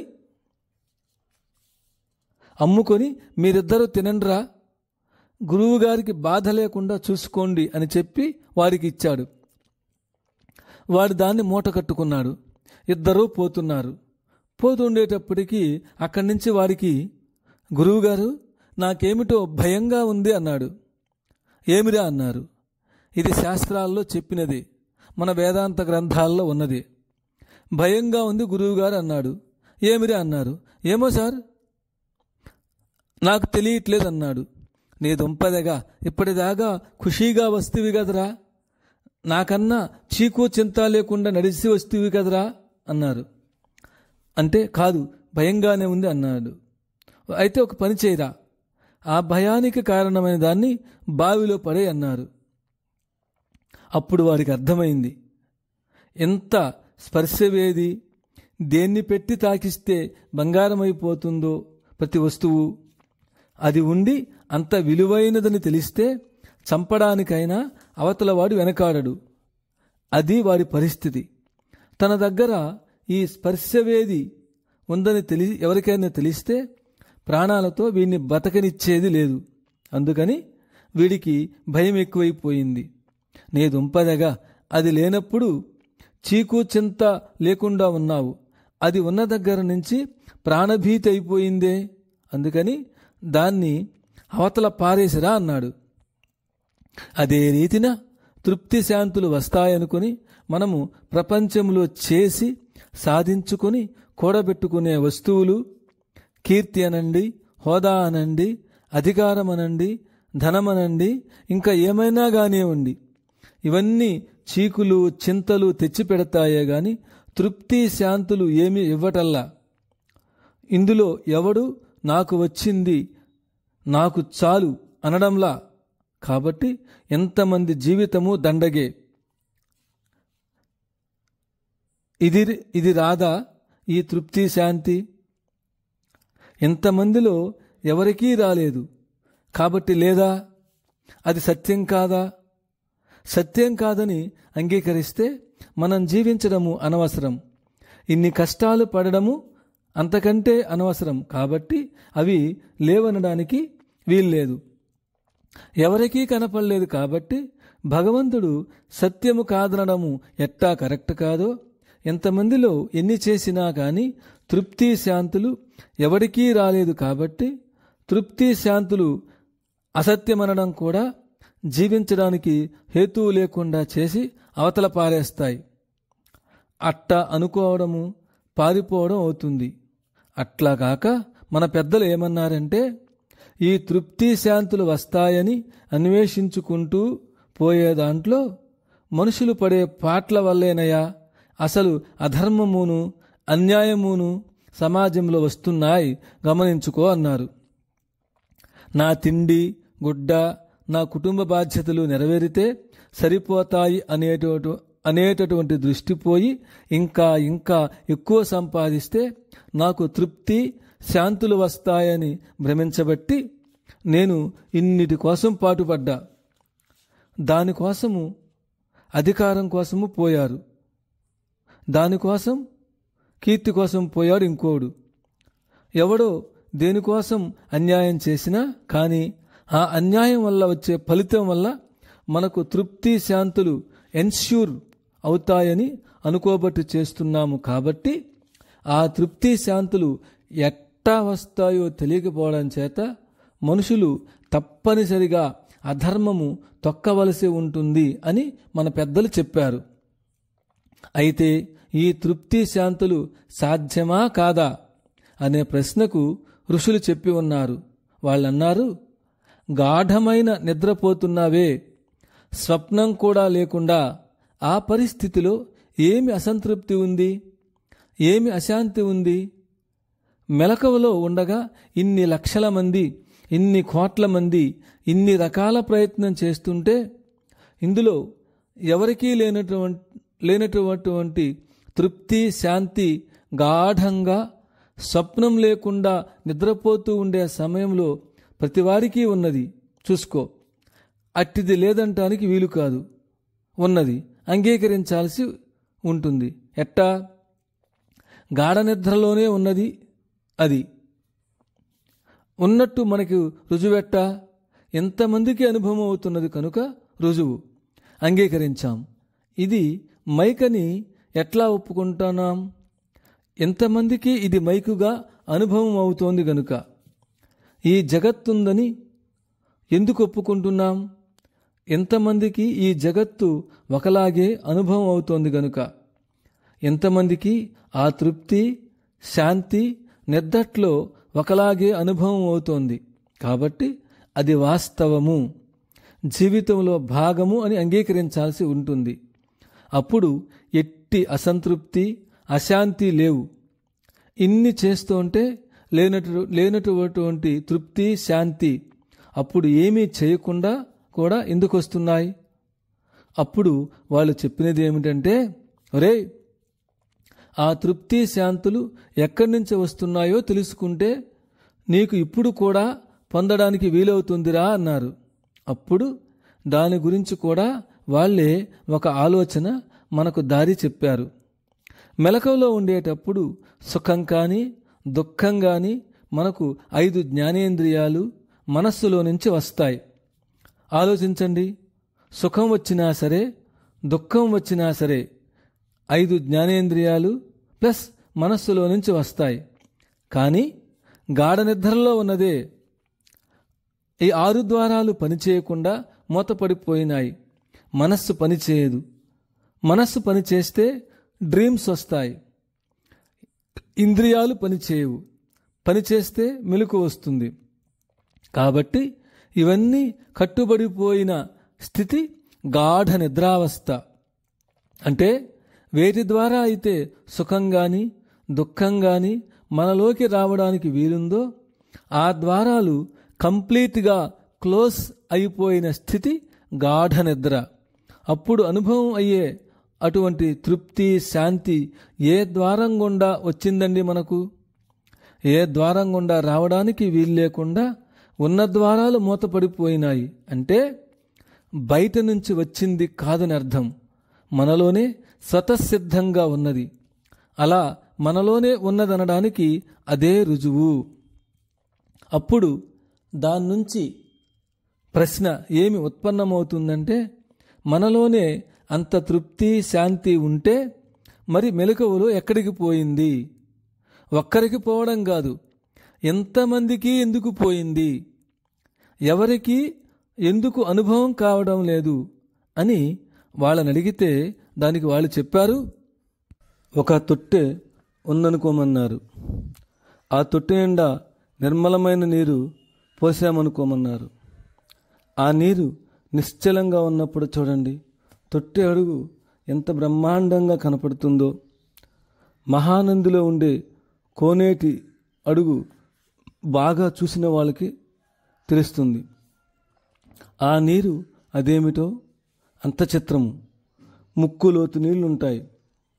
నేల మీద ఇసుక రేణువులు కనపడతాయి. అప్పుడు నీరు నిశ్చలంగా ఉందనుకోండి, అడుగు ఎంత స్పష్టంగా కనపడుతుందో చూడండి. కొద్ది 2-3 అంగుళాలు కూడా లోతు ఉన్నాయో లేదో అనిపిస్తాయి నీళ్లు. అంత స్వచ్ఛంగా కనిపిస్తాయి. మనము ఆ తొట్టె వంటి వారము. ఎప్పుడు ఆ అడుగున ఉండేటటువంటి తొట్టె అడుగు వంటిది మనలో ఎప్పుడూ ఉండి గాఢ నిద్రలో అనుభవం అయ్యే తృప్తి శాంతి వంటిది. ఆ పైన ఉండే నీటి వంటిది మనస్సు. ఈ మనస్సు గాఢ నిద్రావస్థలో నిశ్చలంగా ఉండడం చేత తొట్టి అడుగైనటువంటి ఆ తృప్తి శాంతులు మనకి ప్రత్యక్షంగా అనుభవం అవుతున్నాయి. ఇటు మెలకువలో కానీ అటు స్వప్నంలో కానీ మనస్సు రకరకాల భావాలతో ఆలోచనలతో కలిచివేయడం చేత అది మరుగుపడిపోతూ ఉండడం చేత మనకు మెలకువలో అనుభవం లేకుండా పోతున్నది. కానీ మనలో ఉన్నదనడానికి మాత్రము గాఢ నిద్రావస్థ నిరూపణ అని చెప్పారు.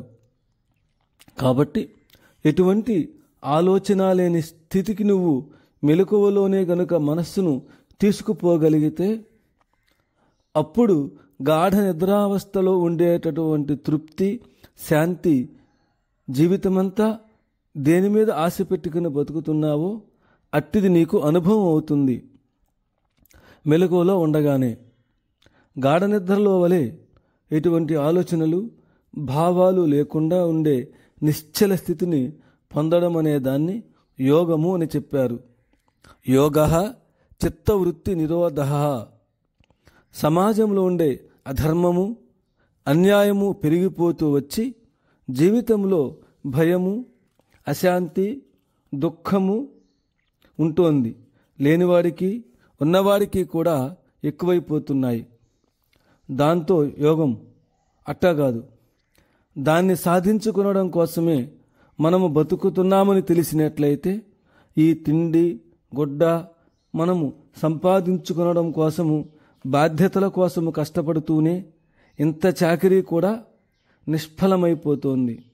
మనం వాటిని పొందకపోతే తృప్తి శాంతులు వస్తాయనే ఆశతో మనము భుక్తి సంపాదించుకుంటున్నాం, సాధించుకుంటున్నాం, కుటుంబ బాధ్యతలు నెరవేరుస్తున్నాం. ఒకనాటికి తృప్తి శాంతులు పొందుతామన్న ఆశతో దానిని పొందకుండా చచ్చిపోయినట్లయితే జీతం లేకుండా వెట్టి చాకిరీ చేసిన బ్రతుకైపోతుంది మనదంతా. ఇదంతా సార్థకం చేసుకోవడం కోసం దేని మీద ఆధారపడింది? మనం తృప్తి శాంతులు పొందగలగడం మీద ఆధారపడింది. కాబట్టి వీటి కోసము కొంత చేస్తే చేశాం, తప్పకుండా దాన్ని పొందడానికి కూడా మనము కొంత చేయవలసి ఉంటుంది. మెలకువలో నిద్రావస్థ వంటి స్థితిని పొందడానికి దానికి ఎలాగంటే నీటి యొక్క సంచలనం చేత కదా తొట్టె యొక్క అడుగు కనపడకుండా పోయింది. మనస్సు యొక్క సంచలనం చేత కదా మనలో ఉండే తృప్తి శాంతులు కనిపించకుండా పోయింది. దీని అంటే మనస్సు యొక్క చలనము ఆగవలే. అంటే ముందు ఒక పద్ధతి ప్రకారం ఆలోచించు. అవసరమైన చోట మనస్సు ఆగింది, అర్థం ఉంది. పనిలేని కోట్ల కోట్ల ఆలోచనలు మనలో ఊరికే వచ్చి పోతున్నాయే, ముందు వాటి పని పట్టు. ఊరికే మనం కూర్చున్నామనుకోండి, ముఖ్యమైన విషయం లేకుండా ఏమంటాం? ఒరేయ్ వాడు అట్లా అట్రా,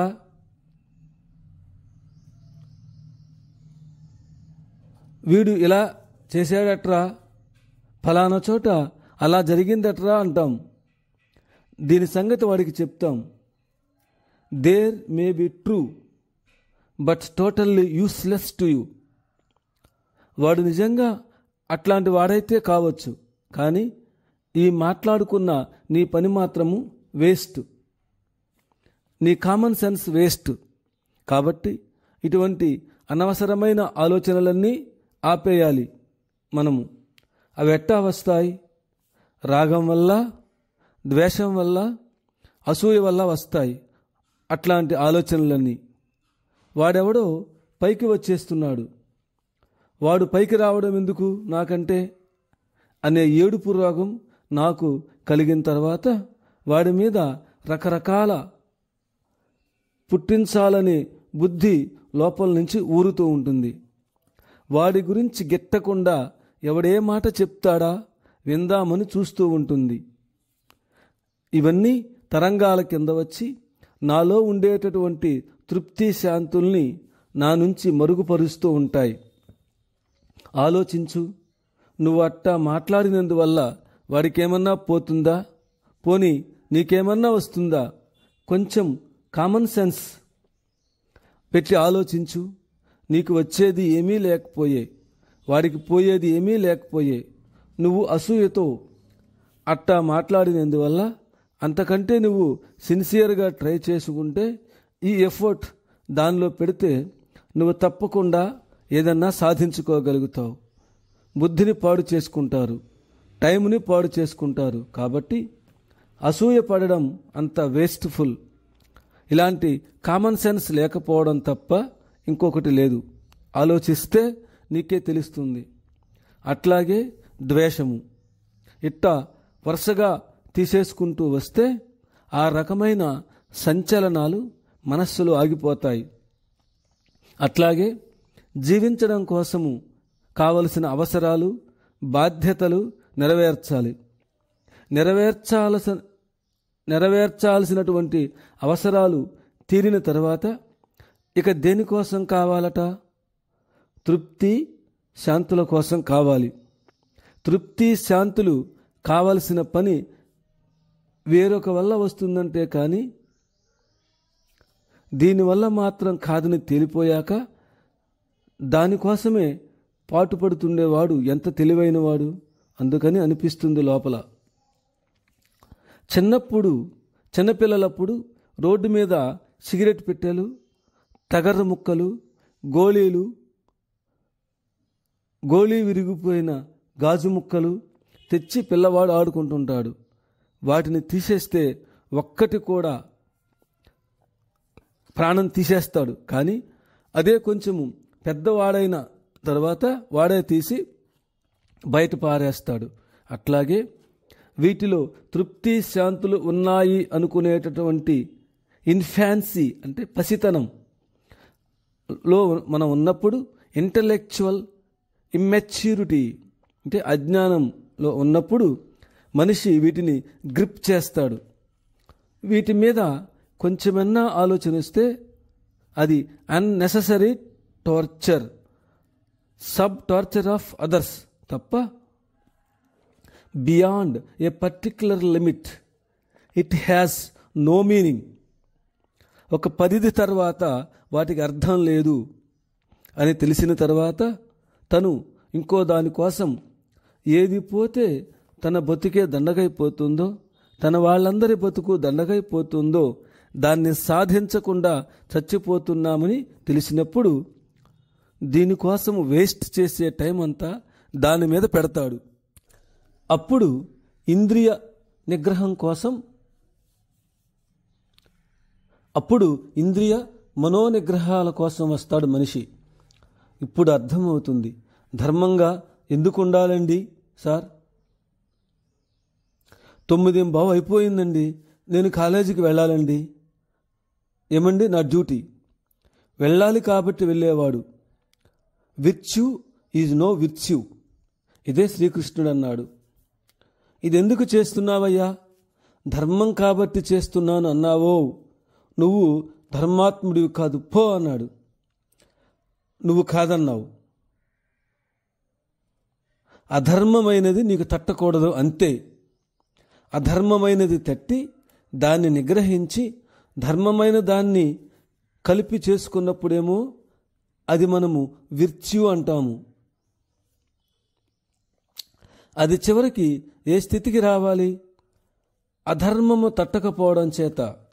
కొన్ని ప్రకృతిలో ఇతర జీవులు తినే వాటిని మనము తినాలని కూడా ఎప్పుడూ తట్టదు. చూడండి, ఏహ్యమైన వస్తువులు అట్ట తట్టకూడదు. అంటే అధర్మం అట్ట తట్టకూడదు. అప్పటికి మనకి ధర్మము కుదిరినట్టు లెక్క.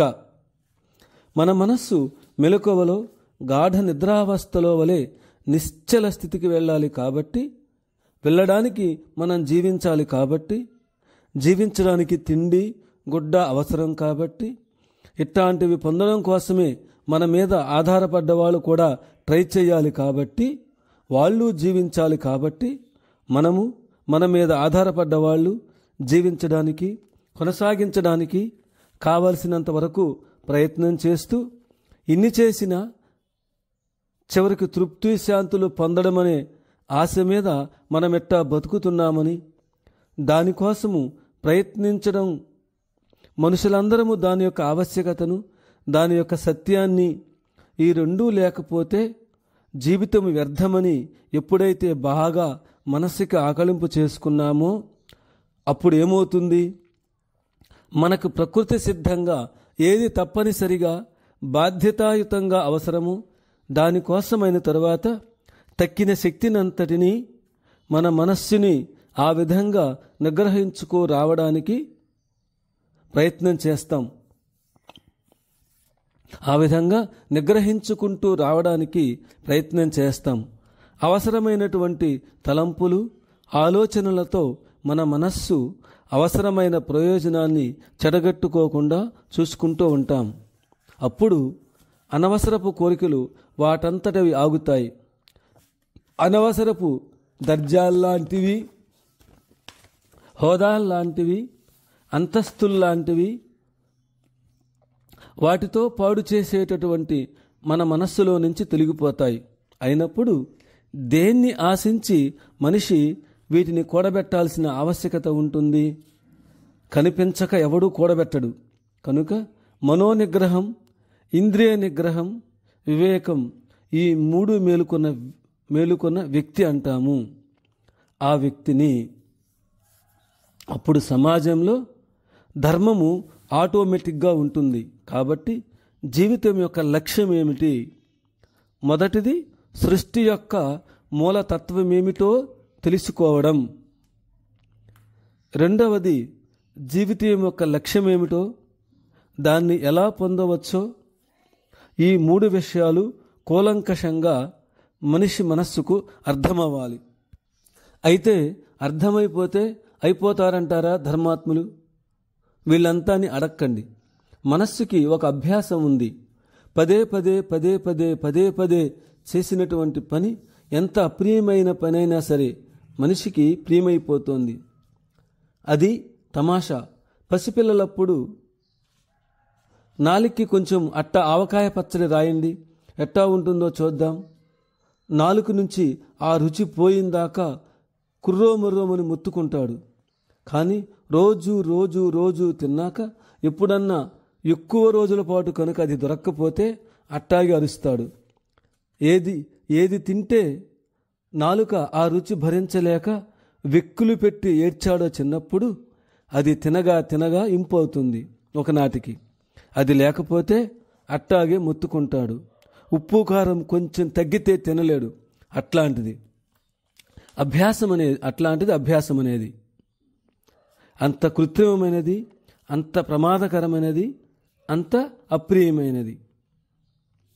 ఎట్లా ట్రైన్ చేస్తున్నాం మన అభ్యాసంతో, అదే రీతిన దీన్ని కూడా అభ్యాసంతో మళ్ళీ మననం చేసుకోవడంతో, ఆలోచించడంతో, స్వాధ్యాయ ప్రవచనేచ, దీన్ని నువ్వు అధ్యయనం చేయడం ద్వారా, అధ్యయనం చేసిన దాన్ని పక్కవారికి ఎక్స్ప్లెయిన్ చేయడం ద్వారా నీలో ఉండే డిఫర్మిటీస్, వైకల్యాలని నువ్వు తెలుసుకుంటావు. ఇది ఏదో ఒక ఆశయం కోసం, సిద్ధాంతం కోసం ప్రపంచంలో పాటుపడే వాళ్ళందరికీ తెలిసిన విషయమే. తమ సిద్ధాంతాన్ని అవతలి వాళ్లకు చెప్పుకొనడంలో తమని బాహ్యంగా అంగీకరించినా అంగీకరించకపోయినా వేరొక క్రియ జరుగుతూ ఉంటుంది. అవతలి వాడికి మాత్రమే తను ధృవపరచడంలా తన విశ్వాసాన్ని మరొకసారి ధృవపరుచుకుంటున్నాడు. మరొక 10 మంది అంగీకరించారని తెలుసుకున్నప్పుడు మనం చెప్పింది ఇంకొంచెం సత్యంలే అనే విశ్వాసాన్ని తను కూడా పొందుతున్నాడు. కాబట్టే చెప్తాడు. అందుకని పెద్దవాళ్ళని చెప్పారు, నిజమైన జ్ఞానాన్ని గుర్తించి స్వాధ్యాయ ప్రవచనేచ. జీవితంలో ప్రధాన ధర్మం ఏమిట్రా అంటే, నువ్వు తెలుసుకు తీరాలి. ఐ ఆమ్ నాట్ ఇంట్రెస్టెడ్ అంటానికి I డుడ్ not have a right. I డుడ్ not have a right. You persist the right of human being. మానవుల యొక్క డిగ్నిటీని ఇన్సల్ట్ చేస్తావు. నాకు తెలుసుకుంటానికి ఆసక్తి లేదంటే తృప్తి శాంతులు అక్కర్లేదా నీకు? తృప్తి శాంతులు అక్కర్లేదని చెప్పమను. దాని నెక్స్ట్ స్టెప్ ఆలోచిస్తాం. కాసేపు అట్టా కూర్చోబెడితే బయటికెళ్ళి అలా తిరిగొద్దామంటాడు. ఎందుకని అడగండి. తోచట్లేదంటాడు. అంటే ఏమిటి అని అడిగితే, బయటికి వెళ్ళకపోతే తోచకపోవడము అశాంతి, బయటికెళ్ళి తిరిగి వస్తే శాంతి పొందుతుంది ప్రాణము. ఇప్పుడేగా శాంతి కావాలన్నావా లేదా?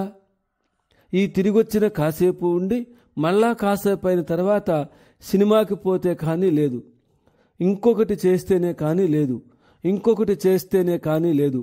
అట్టా అక్కరలేకుండా ఎప్పుడూ ఉండే స్థితి కోసమే కదా వాళ్ళు చెప్తున్నది.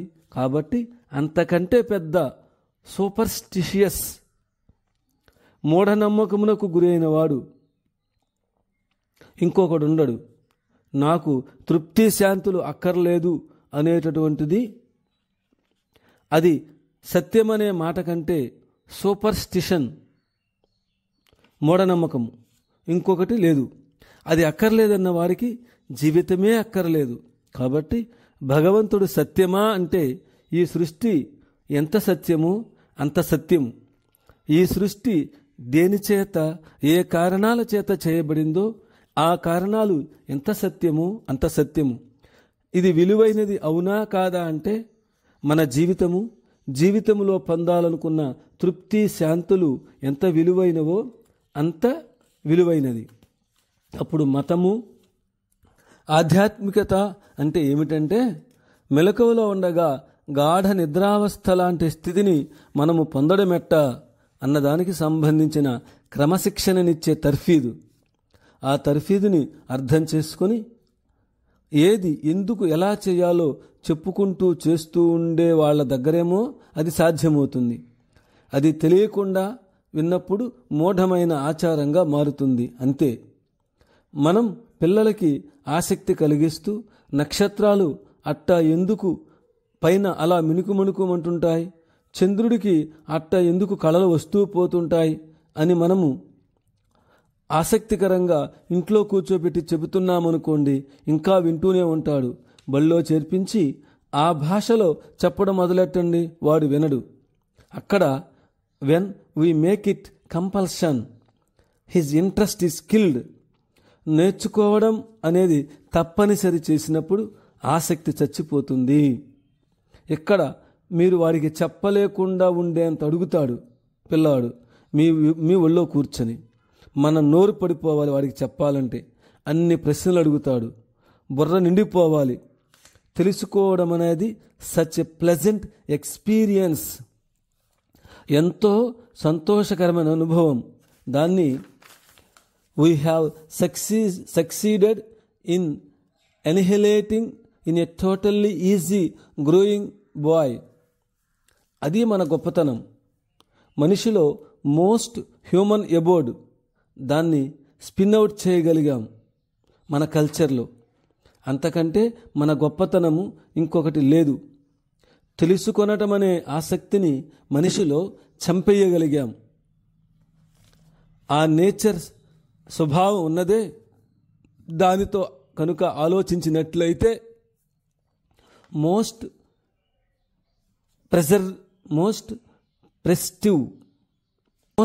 ప్రెసిస్టివ్ ఇది సత్యము. గాడ్ అనేటటువంటి ఐడియా, సత్యమైన దాన్ని అంగీకరించడం అనే అది. ఫెయిత్ అంటే ఏమిటి? ఒకటి సత్యమనేది నేను విన్నా, దాని గురించి నేను పరిశోధించా, అవును సత్యమని తేలింది, అది శ్రేయస్కరమని విన్నాను, దాని గురించి పరిశోధించాను, అంతకంటే శ్రేయస్కరమైనది మరి ఇంకొకటి లేదని తేలింది. అప్పుడు నాకు తెలిసింది, మీరు దీన్ని ఉపయోగించండి, మీకు రోగం తగ్గుతుంది అని మీరు అన్నారు. చూస్తాంలే అని టెంటేటివ్, అస్థిరంగా, అనుమానంగా తీసుకున్నాను. కానీ తగ్గుతుందని తెలిసిందా? నాకెప్పుడన్నా తీసుకున్నాను, తగ్గింది. ఇక విశ్వాసం. అప్పుడు ఇంకొక అనుమానం, నాకే తగ్గిందా, నా శరీర తత్వం వల్ల ఇదేమన్నా కొంతమందికి పడక ఏమన్నా ఇబ్బంది పెడుతుందా? 10 మంది మీద ఎక్స్పెరిమెంట్ అంటే చేస్తే ఎంతమందికి ఇస్తే అంతమందికి తగ్గుతోంది. ఇహ విశ్వాసం. సైన్స్లో కూడా అంతే. ఎప్పుడు మనకి గోచరమైనవి, జరుగుతున్నవి, మనము గ్రహించగలిగినవి మళ్ళీ తీసుకుంటాం. వాటి మీద ఆధారపడి ఒక ప్రతిపాదన చేసుకుంటాము. ఈ ప్రతిపాదనకి సరిపడే ప్రయోగాన్ని మళ్ళా చేసుకుంటాము. అప్పుడు వచ్చినటువంటి సమాధానము మనకు సరిపోయింది కనుక అయితే మన సిద్ధాంతము రైట్ అన్నమాట. అట్లాగే ఉన్నాడట అని విన్నాము. ఆ ఉన్నాడని చెప్పిన వారిలో ఏమేమి చెప్పారో ధర్మాలను తీసుకున్నాము.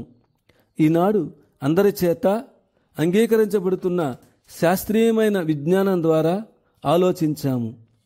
అది ఉండడానికి తప్ప ఇంకొక మార్గము లేకుండా ఉందని మన మనస్సుకి రూఢిపడింది.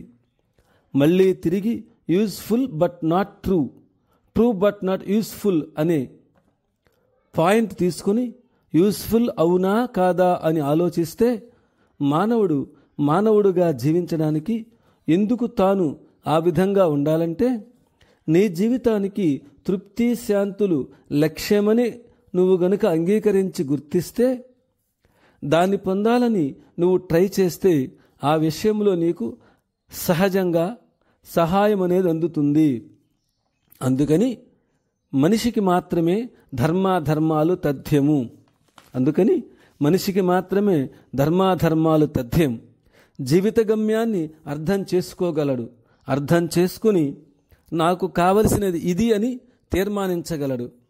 దానికి కావలసిన విధంగా పథకం వేసుకోగలడు, ఆచరించగలడు.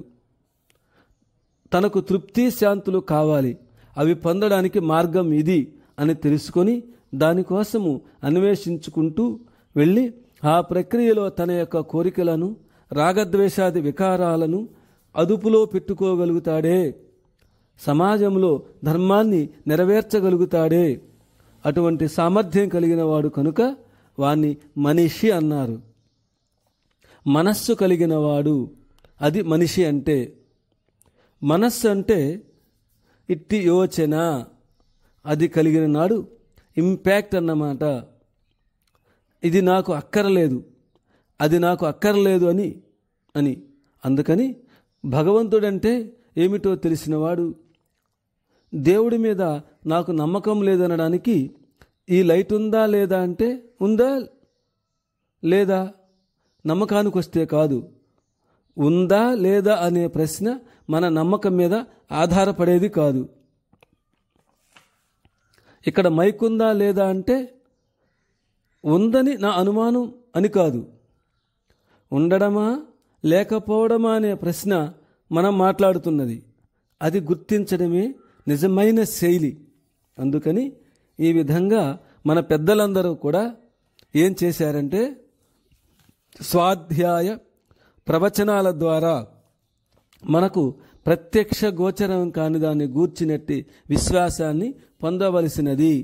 ఇది జ్ఞాత్వా, ఈ చక్కటి జిజ్ఞాస చేయవలసినది. గుడ్డిగా నమ్మమని వాళ్ళెప్పుడూ చెప్పల, నమ్మవద్దని చెప్పారు.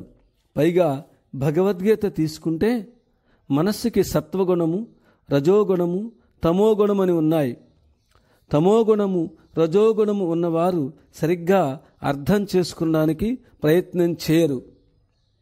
అసలు తత్వమేమిటో ఆలోచించి తెలుసుకుంటానికి ఉండే పేరు జిజ్ఞాస. సత్వగుణ ప్రధానమైన మనస్సుతో ఉండే బుద్ధి అని చెప్పింది. ఈ సృష్టి తత్వమేమిటి, మనిషి యొక్క తత్వమేమిటి, జీవిత పరమావధి ఏమిటి, ఇదంతటికీ అర్థమేమిటని ఆలోచించే మనస్సు సాత్వికమైన మనస్సు. అది చేసే యోచన జ్ఞానపరమైన యోచన, సాత్వికమైనదట. అప్పుడు దానిని పొందాలనేటటువంటి శ్రద్ధ సాత్వికమైన శ్రద్ధట. దానికోసం చేసినటువంటి కర్మలన్నీ కూడా సాత్వికమైన యజ్ఞ దాన తప కర్మాది సాధనలు. అట్టా కాకుండా ఉండేవాడు గుడ్డిగా చేసిన ఫలితం రాదని గీతలో స్పష్టంగా చెప్పాడు. అన్నదానం చేశారు ఒకరు, అన్న సంతర్పణ చేశారు ఒకరు, హ్యుమానిటేరియన్ సర్వీస్ చేశారు.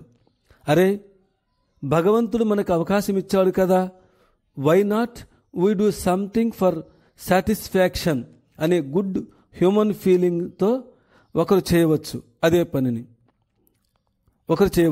అదే పనిని మనం చేయలేదే, వారికి పోతోందే ఆ కీర్తి, వాడికి చెడాలి, వాడు 1000 మందికి చేశాడు కాబట్టి నేను 1500 మందికి చేయిస్తా ఈసారి అన్నాడు అనుకోండి. What you do may be good, but it is good in spite of you. నువ్వు సంస్కారహీనుడు అయినా కానీ అదృష్టం కొద్దీ పని మంచిదైంది. వాళ్ళందరి సంతోషం చూసి సంతోషిద్దామని కాదు వీడి బుద్ధి. వాళ్ళెవరికో గుర్తింపు వచ్చిందే, దాన్ని చెడగొడదామనేదే వీడి బుద్ధి. అయితే మాత్రమే మంచి పని చేసి చావు అన్నారు, కానీ వీడి బుద్ధి మాత్రం మారదు దీనివల్ల, అంటే అన్నదానం వల్ల. అందుకని వాళ్ళు మహాత్ములు అన్నది ఏమిటంటే, వాడు మొదటివాడు చేసింది సత్కార్యము, వీడు రెండోవాడు చేసింది కాదు. అంటే అది రెండోవాడు చేసింది సత్కార్యమైతే ఇన్స్పైట్ ఆఫ్ హిమ్, వాడు అటువంటి వాడు అయినప్పటికీ అది సత్కార్యమే అయింది. ఆ డాక్టర్ గారు చేతకానివాడు అయినప్పటికీ పొరపాటున వాడు చేసిన పొరపాటు రైట్ అయి బతికాడు వాడు, అంటే పేషెంట్. మా వాడొకడు టిక్కులు కొడుతూ ఉండేవాడు పరీక్షలో. ఒక్కోసారి వాడి టిక్కు కొట్టింది రైట్ అయ్యేది, పాస్ మార్కులు వచ్చేవి. ఎందుకని? తెలిసి కాదు, తెలియక టిక్కు కొట్టాడు కనుక రైట్ అయ్యేది అన్నట్టు. ఆ రీతిన స్పష్టంగా జీవిత పరమావధిని గుర్తించిపోవడం అనేది మనిషి యొక్క లక్షణము. అట్టిది కలిగినవాడు కాబట్టే మనిషి అన్నారు. కనుక ఇది సత్యమా సత్యం కాదా అనే విచికిత్స చేయడం అనేది మనిషి నైజానికి సహజమై ఉండాలి. లేకపోతే ఇంత శాస్త్ర పరిజ్ఞానం ఎందుకు? నక్షత్రాలు ఎట్టా ఉంటే మనకెందుకు? భూమి ఎట్టా ఉంటే ఎందుకు? ఈ రాకెట్లవి ఎందుకు? సైన్స్ అంతా ఎందుకు? మనం కూడా జంతువుల చర్మాలు వేసుకొని గుహలో తిరుగుతూ ఉండేవాళ్ళం ఈనాటికి. అయితే మానవ జాతి, మన శాస్త్రీయ ప్రగతి, మన ఆధునిక విజ్ఞానము, మన వైజ్ఞానిక యుగము అని మనము భుజాలు ఎగరేస్తే ఒక్క విషయం గమనించాలి. ఇది వైజ్ఞానిక యుగము, నీ వల్ల నా వల్ల కాదు. ఇన్స్పైట్ ఆఫ్ అస్, వాడెవడో పాపం జీవితం అంతా అంకితం చేసి చచ్చి పరమాణు సిద్ధాంతం కనుక్కొని యాటంని బ్రేక్ చేయడం నేర్చుకొని ఎనర్జీని సంపాదించుకొని ర్యాకెట్తో పైకొచ్చి వాడందులో ప్రయాణం చేసి వాడు చచ్చిపోవడం ఏమిటి? మన మానవ జాతి, మన నాగరికత అని మనం చంకలు గుద్దుకోవడం ఏమిటి? ఏమన్నా అర్థముందా?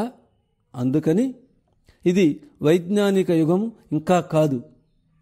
ఎవరో 100,000,000 మందిలో ఒకడు వాడి బుర్ర చక్కగా పనిచేసి ఎలక్ట్రిసిటీని కనుగొన్నాడు. దాన్ని పెట్టి మనమంతా దర్జాగా రాజ్యం చేసుకుంటున్నాం. మనం వాడుకోవడానికి కావలసిన ప్రికాషన్స్ మాత్రమే గుర్తుపెట్టుకొని వాడేసుకుంటున్నాం. అందుకని మానవ జాతి సాధించింది మానవ ప్రగతి అని అరిస్తే ఏం లాభం లేదు. మనమంతా ఇట్టా ఉన్నప్పటికీ కూడా వాడు చేసేశాడు. అది గొప్పతనం. అది మనం గనుక గుర్తుపెట్టుకుంటే, మనము వైజ్ఞానికులమైతే, మనము విజ్ఞానవేత్తలమైతే, ఆధునికమైన విజ్ఞాన శాస్త్రం కింద ప్రబోధితమై మన మనస్సు యోచనకి పురికొల్పబడినట్లయితే, నాకు ఇంట్రెస్ట్ లేదు అనే మాట మాత్రము కరెక్ట్ కాదు. అరే, నువ్వు విశ్వసిస్తే హేతు ఉండాలి, అది నేను చెప్పొచ్చేది. హేతువు లేకుండా చేసేసి విశ్వాసం అనే మిస్బిలీఫ్తో బయటికి రావద్దు.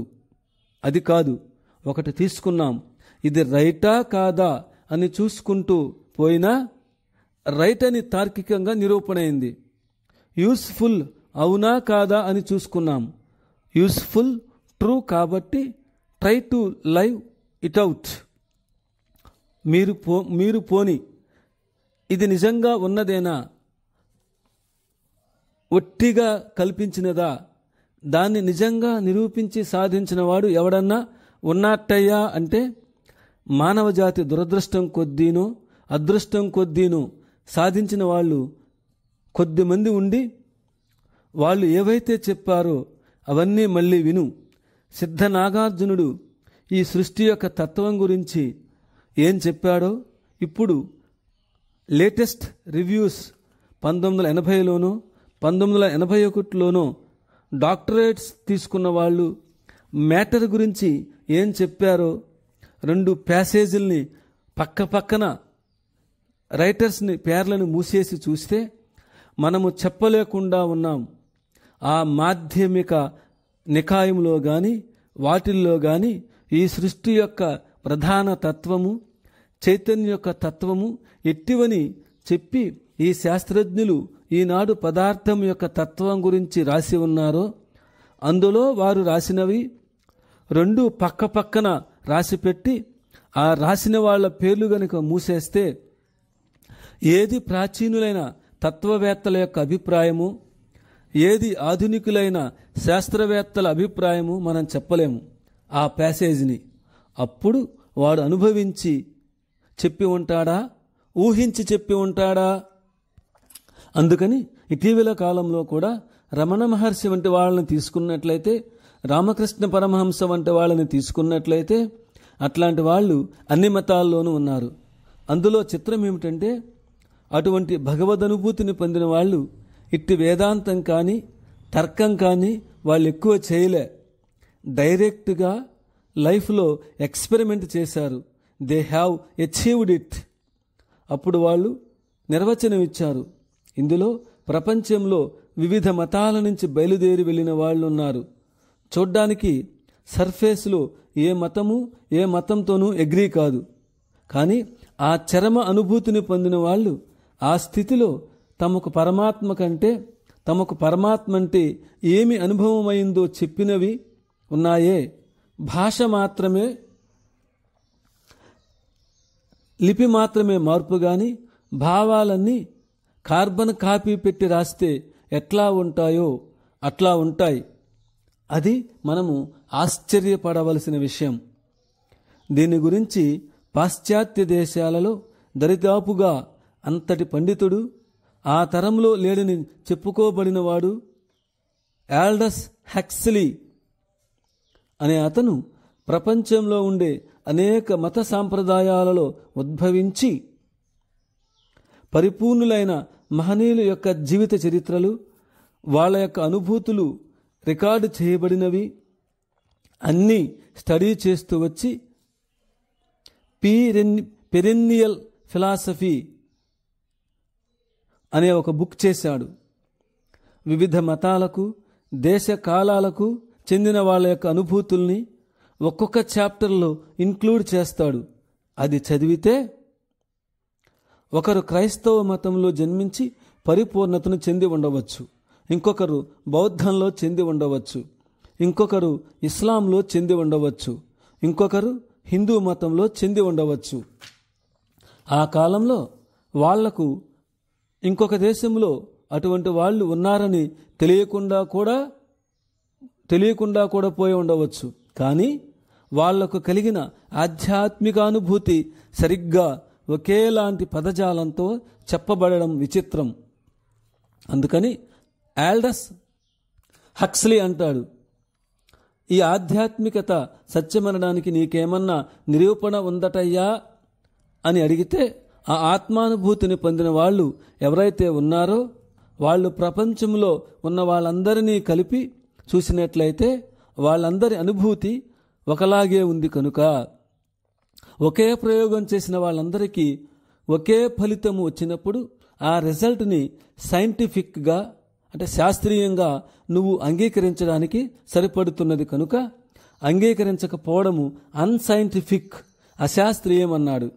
కాబట్టి వెనుకటిలాగా భగవంతుని యందు విశ్వాసం అమాయకత్వానికి, మౌఢ్యానికి సంకేతమనేటటువంటి దురభిప్రాయాన్ని సమాజంలో నుంచి తీసివేసి ఇది విజ్ఞతకు సంకేతము, మనిషి యొక్క ఆలోచన సరళికి సంకేతము, జీవితాన్ని సార్థకత చేసుకునే ప్రయత్నానికి సంకేతము అనేది చాటవలసినటువంటి బాధ్యత, దీని యందు విశ్వాసం కలిగి ఈ సూత్రాన్ని మూలంగా తీసుకొని ఆరంభించి కృషి చేయవలసిన బాధ్యత మీ వంటి యువతరం మీద ఉన్నదని గమనించి ఈ ప్రయత్నంలో మానవజాతి పురోగమించడానికి కావలసిన అవకాశము, మన జీవితాలు తరించడానికి కావలసిన అవకాశము ఉందని చెబుతూ, ఈ ప్రయత్నం మనము ఎప్పుడైతే చేశామో అప్పుడు వ్యక్తులు ఆటోమేటిక్గా మారుతూ ధర్మము దానికై అదే వస్తుంది అని అందరికీ మనవి చేసుకుంటూ, ఈ ప్రయత్నములు అంటే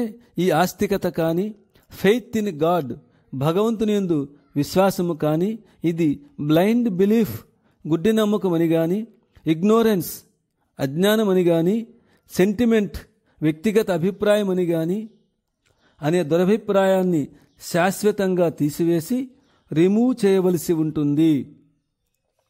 అలా నిర్మూలించవలసిన బాధ్యతను అందరూ స్వీకరించవలసినది.